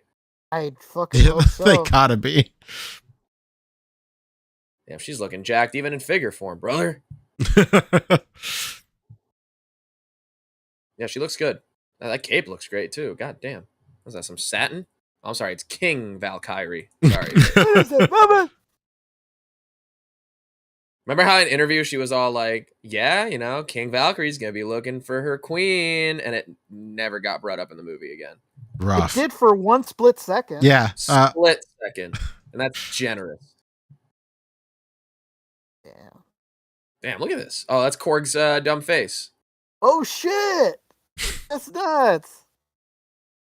Fucking David Walton is somewhere screaming into the sky. That's I funny. hate Korg. That's cool. That's cool. I guess you have to get her to get the exclusive, accessory to use with Thor at the end of the movie too. Sick accessory. Very sick. I love it. She looks great. Tessa Thompson looks. That's a great likeness right there. Yeah, it's really good. Yeah. Okay. What's next? Oh, Super 7. Reveltech. Real quick, I think. Oh. Reveltech. What's for Reveltech? The Zerg. Right? Zerg. Zerg. Evil Emperor Zerg. Sworn enemy of the Galactic Alliance. Where is that? You can start Super 7 first if you want. If that's easy. Yeah, send me a picture. I thought Lago had it, but I don't see it. Toy Migos might have it too. Toy Toy Migs. Okay, let me go there real quick. The Amigos de Juguetes. Los Juguete Friendos. There he is. Wait, there he is. Okay. Young This Zerg. isn't even the one from the new movie. This is like classic Zerg, huh? Yeah. It's because I mean that's what they've done with Reveltech before is all the classic movie characters. Damn, those wrist pegs give me caution. You know what's funny is that one thing I'll give Reveltech, they're always sturdy. They never feel like they're gonna break to me. The pegs. Like, I mean, they might not be able to hold weight sometimes because just the nature of plastic being so heavy, but I'm never really afraid that they're gonna break. I mean, maybe on older releases, but all these newer ones have been pretty spot on. All the My Hero Academia ones and stuff like that, they don't feel fragile. Look at that. I really wish they would have done a playing catch with my dad picture. Yeah. Go long, Spoilers. son. Spoiler alert. Spoiler alert to a fucking 20-year-old movie. I've shot this guy in the face so many times on the Buzz Lightyear ride. Oh, hell yeah. That's the best. Pretty cool. That ride goes so fast that even the line goes like really quick. Yeah. So many carts in there. Yeah, so many. That's dope. How much is he again? Let me see. What? 75? Okay, on Hobby Link. That's cool. Hobby Link, J On Payne. HLJ. Whoa, is this Ronin Warriors are coming back? Yeah. Oh, it's a reissue. Yeah. Okay. So literally I actually think it's like a re-release even. Yeah. I believe all right. is the case. Thank you for that. Okay, real quick, let's talk some Super 7. They had a reveal today, but here's an older one from earlier this week. Bruce Lee Wave 2. Uh-oh. Hello, the fighter. There he is. Look, he's got the scratches and stuff. The very same. Remember the scratches from that movie? I do remember the scratches. And it looks like he has them. When are we going to get some god dang Jackie Chan Ultimates? There's got to be something happening. For the love of or God. something. Yeah. Can we get some Rumble in the Bronx up in here? You know it has to be a licensing issue when a Hong Kong-based company like Hot Toys doesn't have a Jackie Chan. Can we get some Police Story Super Cop? Like, come on. Armor of God. Could you imagine a fucking Rumble in the Bronx? I'd fucking. Oh my God. You better come with a ton of shattered glass bottles at his feet. That's the original Uncle. That's when Uncle first began. Oh my! And they spin it off and do Jackie Chan Adventures. It'd be over. Oh man, I'd fucking cream my pants. I'm about ready to turn my custom Bane into Toru. Oh hell yeah, the Talisman. And then here he is, the Contender. Is that CJ's clothes? Vest. Yeah, I think it's a soft goods vest. Yes, soft goods jacket. Interesting. Nunchucks, real chain. Look at this bag, though. My man, he travels first class only. Those are leather goods, man. Damn. You see this dude pulling up into the plane? Like, damn. Here, please take my overhead bin. That's all you. You know what? I'm putting it out there in the ether. You know, into the world. Somebody needs to make a fucking third-party Jackie Chan. All these companies that make all these like random, like Chinese like drama figures, like get on fucking Jackie Chan. Okay? If we can get Tough Guy on the train, there's no question. Tough Guy on the train. Yes. Remember Tough Guy? I do. Yes. Tough Guy on the train. What's Tough Guy : on the train? Yeah, pretty cool. All right, so that whole wave, 2 figures, up for pre-order for the next 20 days. The whole wave. Yeah. Of 2 figures. All Speaking of whole waves, here they are. Wave 4 of Disney Ultimates, and it's all Nightmare Before Christmas, baby. Yep, strap on your hoodie that has little finger holes for your thumbs, because here it is. Literally describing my wife. Strap it on, Becca. No. I'm sorry. I regretted it as soon as I said it. We're gonna fucking pierce the veil with these ones. I'll tell you that. If we're talking soft goods, this Oogie Boogie right here needs a red jumpsuit apparatus. No.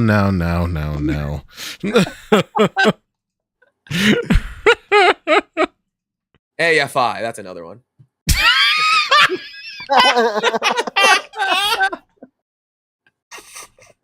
You know what?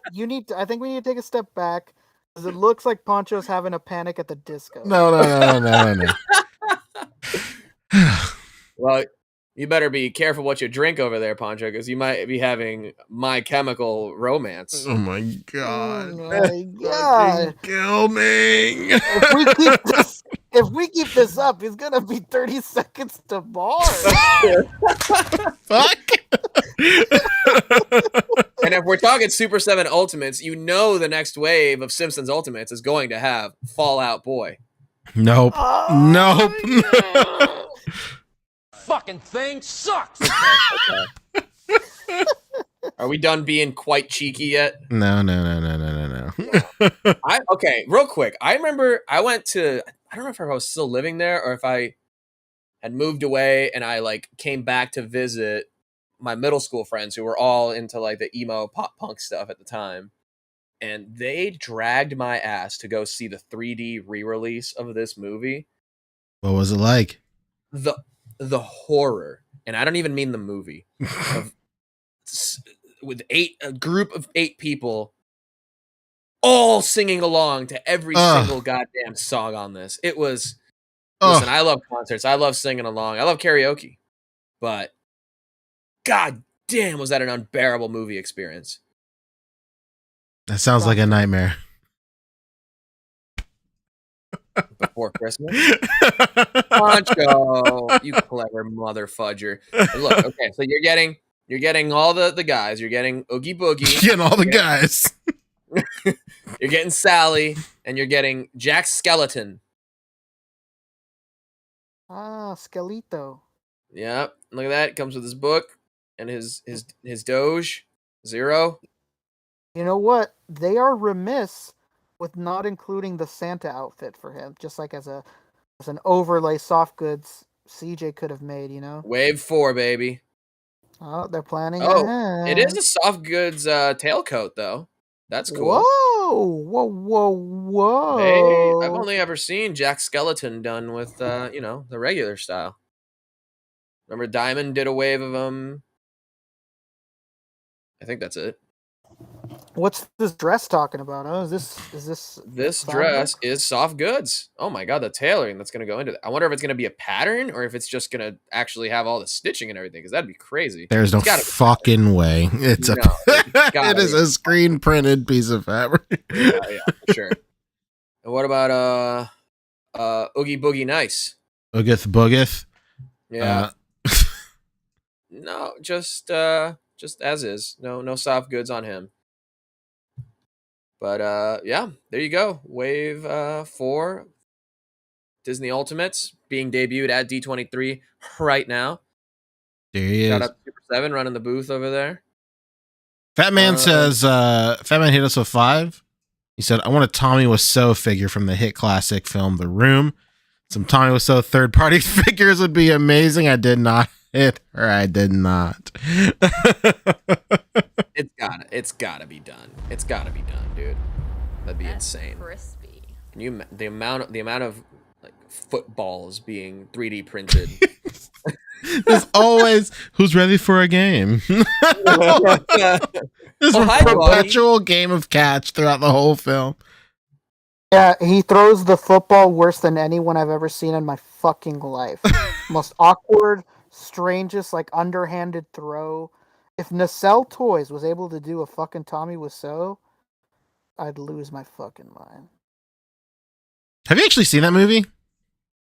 Hell yeah.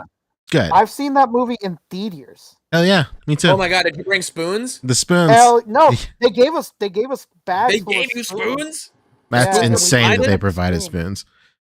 Oh my god. Yeah, this is the Bay Area, baby. We're rich up here. Oh, that makes yeah, sense. okay. That makes sense because they put lipstick on me when I went to go see Rocky Horror. I didn't have to, Oh yeah, I didn't have to bring my own lipstick, thankfully. They walk the whole fucking line and go, "Are you a virgin?" And we're like, "What?" And then they And I was explain the like- whole thing. No, I'm on the A.C.B.A. podcast, of course.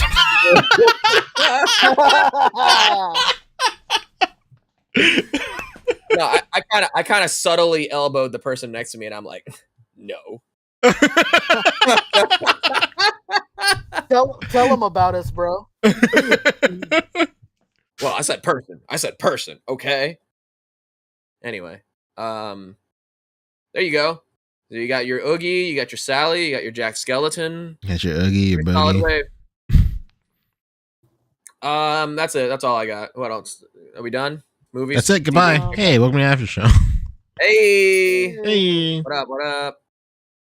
I did Oh, not what up, watch Paolo? She-Hulk, so I have nothing to be mad at. Oh, man. I have no reason to be mad at women this week because I did not watch She. It was such a great episode. I just haven't watched it yet.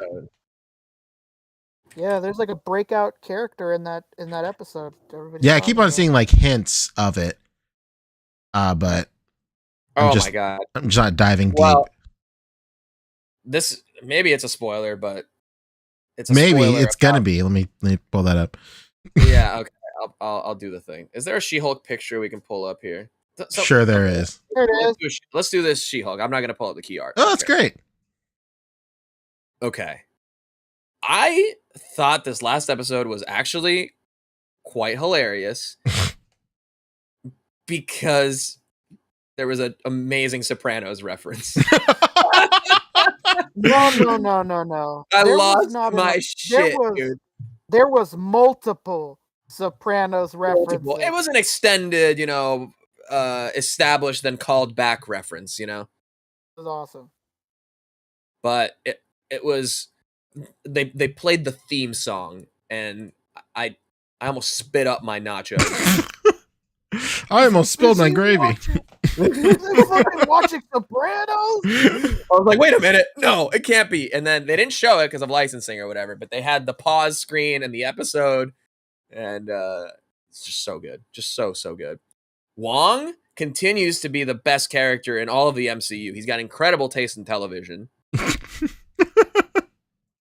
First of all, and then he's like a sorcerer and stuff too, which is cool. Yeah. Former Target employee. Yeah. That means he hates toy collectors.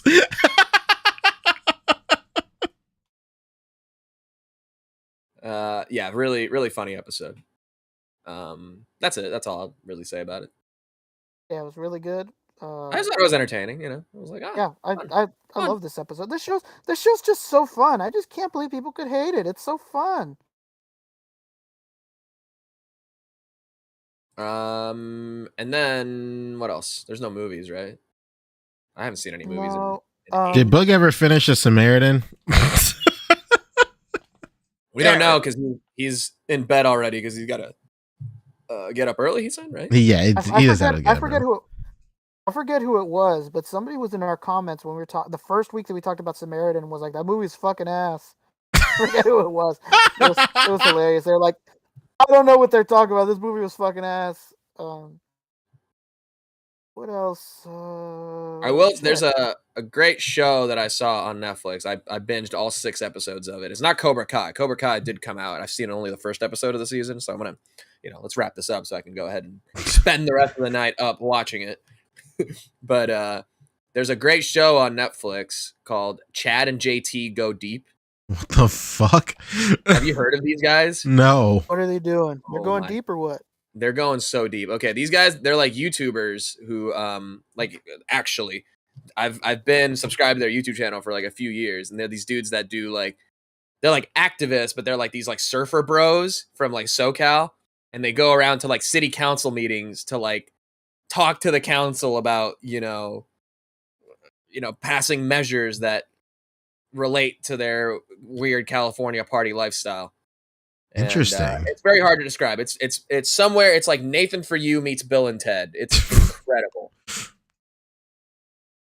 Everybody should just go watch it. It's very hard to describe it. Like the first episode, they're like activists, right? So they go and like set up like petitions and like try to get signatures on certain causes that they're fighting for or whatever. And the first episode, they go to Huntington Beach here in Orange County, and they're fighting for the fact that the city has shut down a lot of the public skate parks and there's not a lot of places for skateboarders to go and do their thing. They're getting arrested unduly because of it. So they've set up a cause. They have a tent on the beach, and they've made these shirts that say "Protect Our Borders," spelled with an A. and a bunch of middle-aged white dudes just come in and be like, "Yeah, we got to get these immigrants out of here." And they're like pro like characters, so they go along with. They're like, "Yeah, no, they shred really hard. Like, I can see why you wouldn't want that kind of competition." So funny. So it's like kind of equal parts like hidden camera, like watching them interact with real people type stuff, like Nathan For You. But then there's like a full narrative, and these guys are like characters that actually go through arcs throughout like the series. That's truly brilliant. Their YouTube channel is great too. Chad and JT go deep. Go check it out. Hilarious. I'll have to check that out. Chad was on one episode of Barry. Remember Barry when they go to the beignet shop? Yes. He was the owner? Chad is the beignet guy. Yeah, dude. So good. That's funny. So, yeah. You got to go check it out, dude. So funny. Anyway, that's my big recommendation for the week. Oh, House of Dragon is really good. Oh, yeah. I don't care. Rings of Power, though, really good. I've not watched Rings of Power just because I'm dreading the first episode. All of my friends who love the series are all telling me the same thing. Like, man, that first episode's a chore. A lot of exposition. I thought it was okay. There is a lot, but I mean, no more than having to reintroduce the Tolkien universe after like a terrible few movies and really realistically like 20 years since the original ones that people actually saw. Yeah, and especially with the Tolkien fan base being such pieces of shit. They're even worse than the She-Hulk fan base. Oh my god. Even worse than the Marvel fans. This fucking Tolkien fan base is crazy. Yeah. What was the big controversy? Oh yeah, they didn't like that there's black elves. Yeah, That's exactly. Boring, yawn, terrible thing to get up in arms about. Warsville, brother. Population them. I've been watching Guys Grocery Games. What? My dude. Guys Grocery Games. Wow. I started off really well just watching Iron Chef, and then I just sank into a hole of degeneracy that ultimately ended with Guys Grocery Games. You know what? I don't know why I could never get into that show. I'll watch Beat Bobby Flay. I'll watch fucking Chopped. Like if it's a competition, I'm in. I mean, like a real fucking. Like I know Guys Grocery Games is, but then it's muddled up with the fucking shopping and. There's a lot of like weird, shitty Food Network shows that are like those are like my guilty pleasure shows. I love watching just absolute Food Network trash. Like, Guys Grocery Games is definitely one of them. There's like every food celebrity has like a competition show. Oh yeah, every single one of them. I was gonna call her Colonizer Woman. What's her name? Paula Dean? No. Are you talking about me and spiky hair? No, it's the redhead. It's the redhead. Giada De Laurentiis. No, he's talking about Pioneer Woman. Pioneer Woman. Her show sucks. It's the worst.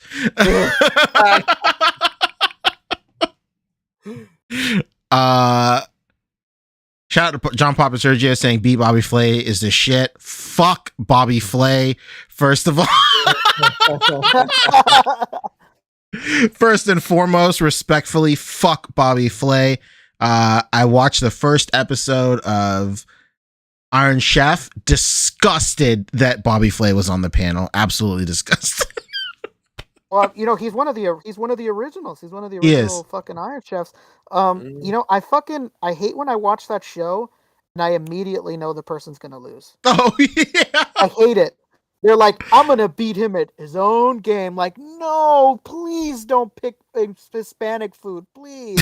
Like you're gonna lose every time. This fucking sucks. I hate it when they do that. They come on like Bobby thinks he knows everything about fucking Hispanic food. Yeah, right. I'm gonna make a tamale. Yeah, see him beat that shit. Make a tamale in 35 minutes. I don't know. As you say that, I feel like I can beat Guy Fieri at making chili. I feel like I could beat up Guy Fieri. Probably Let me not. tell you something. The only thing that nobody's beaten him in is fucking amount of gel bought a year. You know, What's the I one? was Is it Guy's like family road trip or whatever?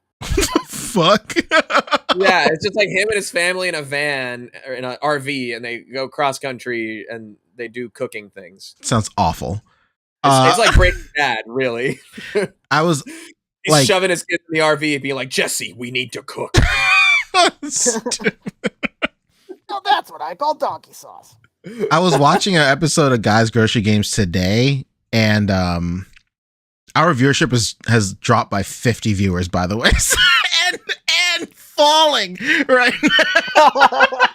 We're In fucking rapid dragging this. freefall. Keep it kid. going. What were you saying about Guys Grocery Games, Poncho? I was watching an episode today. It was like a Halloween episode, and he truly looks dead inside.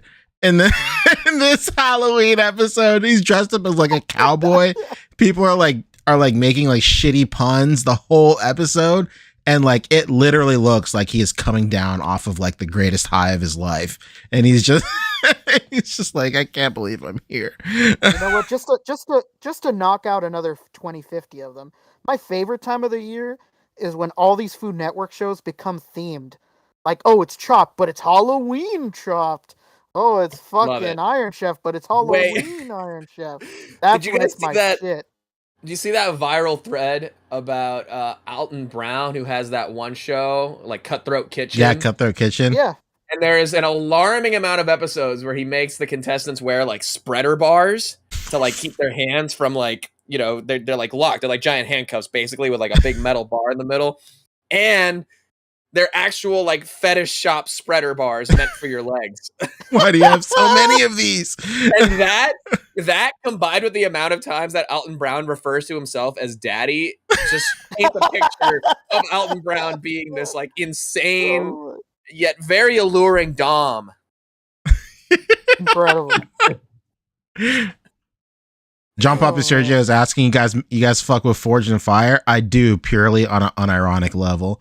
I love like That's the one where they make the weapons. I think that's some of the no. So okay, that show is really cool. The Forged in Fire is where they make the weapons. There's another one called Blown Away where they just do like glass blowing sculptures. I love ripping on that fucking show. It's the greatest thing ever. I basically only consume media to rip on it with my wife. That's literally all I do. God, that sounds so cool. You should watch the Great British Bake Off. That's a great one to do. Absolutely. But I actually really like Great British Bake Off. Like, I can't stand it. Some of these contestants just have no idea how to make a fondant. It's embarrassing.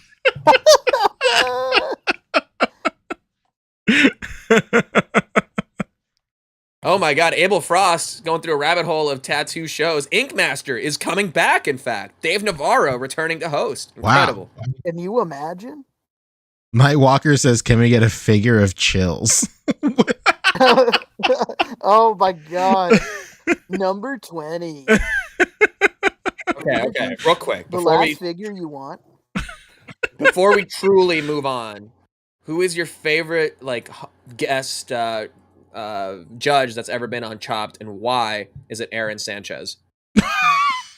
Whoa. You did not just fucking call him Aaron Sanchez. Aaron Sanchez. Whatever. There you go. It's always our own. He's the best. I love how as the seasons progress, his sleeve Yes. tattoos just He gets more. Yeah. In the first season, he has no tattoos. No tattoos in the first season. I was shocked when I went back. We're lucky he doesn't have a fucking face tat. At this point, dude. Is there any chef from Chopped that you don't, or any fucking judge from Chopped you don't like? I've never been a fan of that barefoot Contessa chick. Oh no! Don't say that. Fuck the barefoot Contessa. More like Harfoot Contessa. No. Let's go. Where's the Hobbit licensing? Fuck her. I hate her ass. No. You don't want to look into why she's a terrible person. Well, I'm sure she's awful personally, but horrible.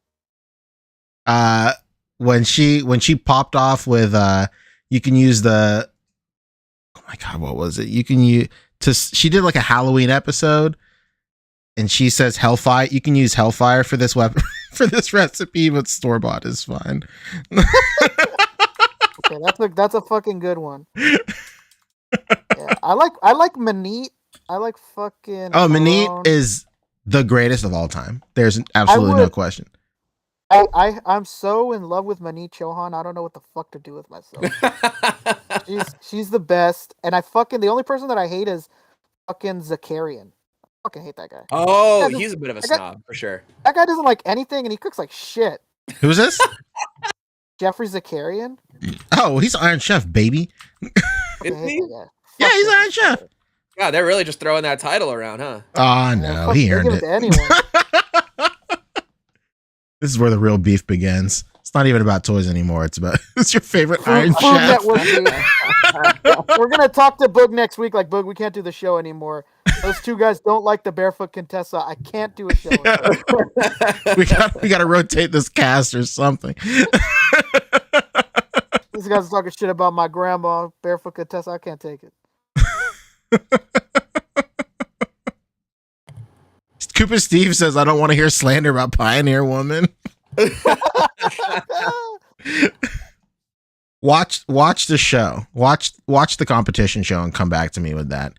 It's actually the worst it's the worst show of that format, I think, is on Food Network right now. Listen, if we're talking food shows I actually really enjoy, on YouTube, Not Another Cooking Show. Yeah, that's pretty good. Yeah, you mentioned that. One of the best home chefs I've ever seen, man. He is an incredible, like his food is great, but dude, the way he produces and edits and like just the way his videos turn out, he explains everything so well. He is just so, I think I watched like 10 videos in a row the other night, dude. And I'm not even like hungry, like I'm looking for something to make. I just really enjoy the videos. Shout out to Steven Cusado, man. Really great chef. What a guy. I like my favorite cooking show of all time is the British version of Kitchen Nightmares. Like, yes. An absolute 180 of the American version of that show. Like, yeah, because Gordon doesn't have to play a role. Yeah, he doesn't have to ham it up. Yeah. And like it hurts more, or like it stings more when he gets pissed off in that show. Oh yeah. And he's not even like loud, or he'll just like whisper the most like hurtful shit to these young chefs. It's the greatest thing ever. Look at you. You're cooking filth. I always get dog's dinner. Kitchen Nightmares is the one where he goes to the restaurants, and then yes, Hell's Kitchen is the one where it's like the competition. Yeah. Yeah, he cooks in the restaurant, yeah. Okay, yeah, those are cool. I do like Kitchen Nightmares, the American version, because I found out there's like 3 of those restaurants like really close to me. Yeah. The American version is good too. The best part is when, like, I don't like it when it's just a fucking owner that's a piece of shit. I love it when it's a family restaurant because the dynamics are insane. Like when it's like a fucking Italian dad is the cook. Like, what am I supposed to do? They don't like my fucking meatballs anymore. And then the son doesn't want to take over the fucking family restaurant, and then the mom's about to have a heart attack, and the mom is usually also cooking, but the books and the accounting. Yeah. Yes. What the fuck am I supposed to know about accounting? What the fuck am I supposed to know about that? No. See, it's great. See, you pay this much money for something, but then on the invoice you make it seem like you paid 10 times as much. The money comes out really clean. Like, Sandra, that's money laundering. Anthony, you're $100,000 in debt. This was my father's restaurant. I'm letting him down. Dude, the best episode of that show is the bakery in like Tempe, Arizona, or something. Oh yeah, that was very infamous. Married to like the Armenian gangster. Oh, incredible! Definitely some nefarious activities happening there. Amy's Bakery. Yes, Amy's Bakery. That one's the best. That one's the best one. And then my other favorite one is the is the guy that says he cooks the best pizza in Denver. Good. Best pizza in Denver, huh? Yeah, this is the thin crust. It's just some joke, and then it's like fucking thick as shit. That's the Well, thin to be crust. fair, the altitude, the yeast rises differently. I don't know. It's true. Whatever. And they have random like spooky clown decor on the walls. It's fucking hilarious. Big shout out to Fat Man in chat just screaming Gordon Ramsay quotes. They're rotten, Muhammad. Anthony. My favorite quote: "This ranch dressing is 8 years old. You stupid Yankee Doodle shite." Yo, where are these? I'm not seeing these in the chat. They're Fat Man. He's typing them in all caps. I can't believe you don't see it.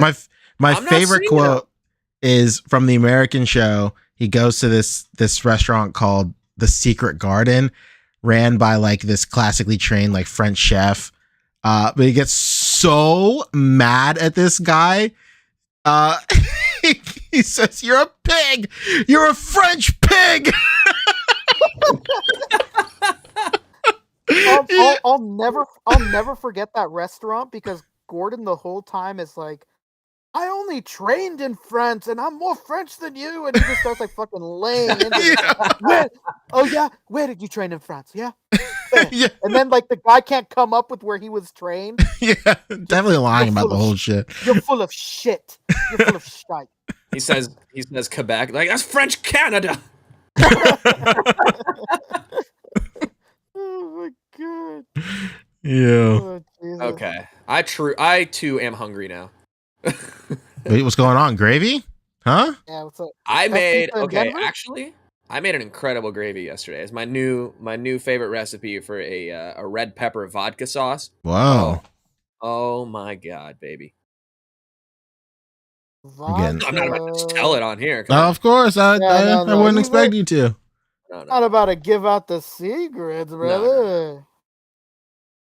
Let me put my sauce into you, boys. No. James Ideally. Jamestown says the most disrespectful thing Ramsay does is putting his hands on his knees when he talks to shorter guys. Yeah.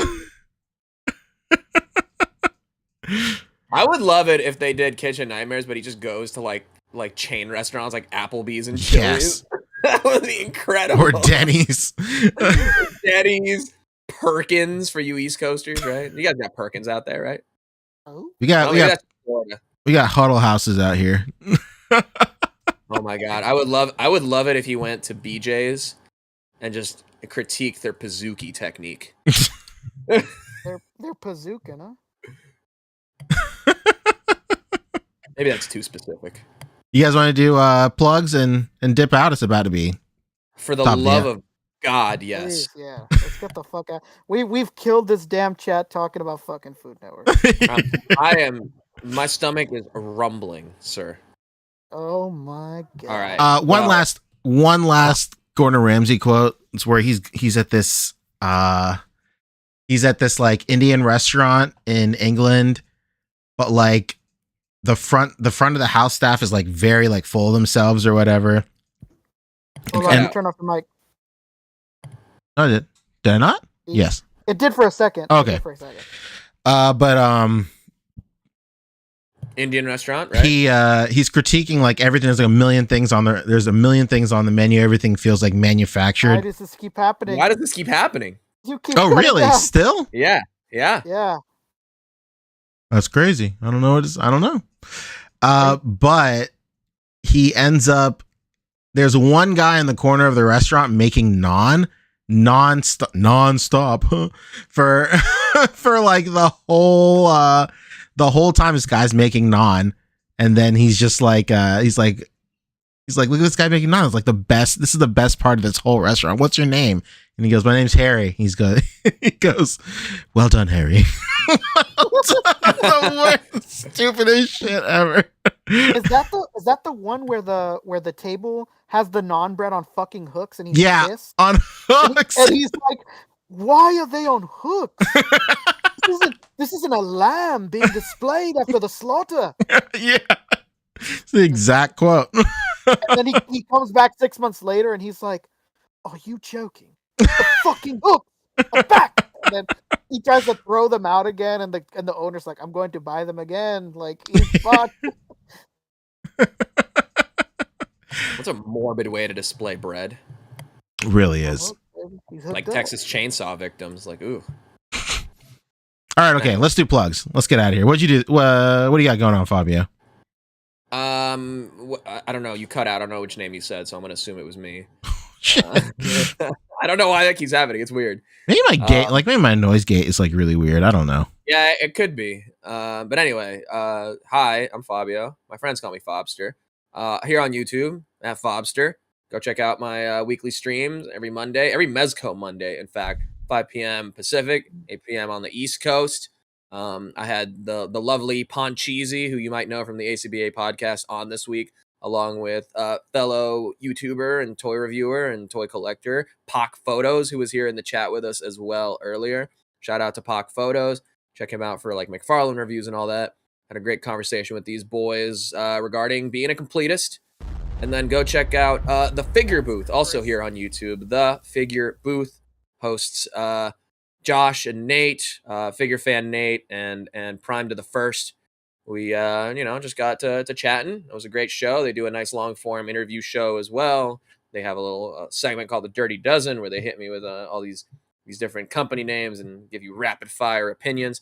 If you wanna hear some hot takes and some habitual line stepping, go check out that interview or that episode. Love those guys at the Figure Booth. As far as on my channel, yeah, my stream every Monday. Got some videos I'm working on. I believe that's it. Yes. All right, Rick. Hey, what's up? Hey, it's me. I'm still up, man? finding clothes and shit. But I'm gonna start posting more toys. Probably just on my story though, but yeah, I'm gonna start doing more toy shit. It's so funny, like a lot of my friends that like collect vintage Marvel shirts, which is like one of the most expensive things you can get into. They're all starting to get into figures right now, and they're all fucking talking figures with me, so I'm like, okay, now it's not weird. Like, people aren't gonna see me like, what the fuck is this guy? I buy his clothes, but he's posting toys. Man, now fuck it. Back to the toys, baby, or a mixture of both. How about that? How about that? Mixture of both would be cool. Oh yeah, I didn't even say where I'm at. I'm fucking Rick Dom 2345, baby. So sick. Where can we find you? Tell him, Poncho. Oh, okay. Hey, I said it. Oh, my fault. Yeah, I put out an episode of Posing Ain't Easy this week, and I had fun making it. I thought it was pretty cool. Are you gonna complete the trifecta or not? What do you mean? Fucking do a speedy delivery or not? You know, I filmed a speedy delivery literally last night. You son of a bitch. I might do a speedy delivery. I don't know.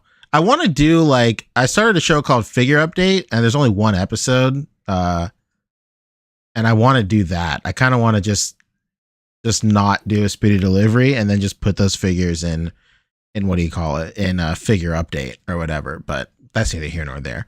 I put out a Posing Ain't Easy video. I'd appreciate it if you watch it and tell me what you think. I did this. I bought a skeleton, a huge skeleton. I've not acknowledged it once throughout this whole show, but it's right there. It's in the back.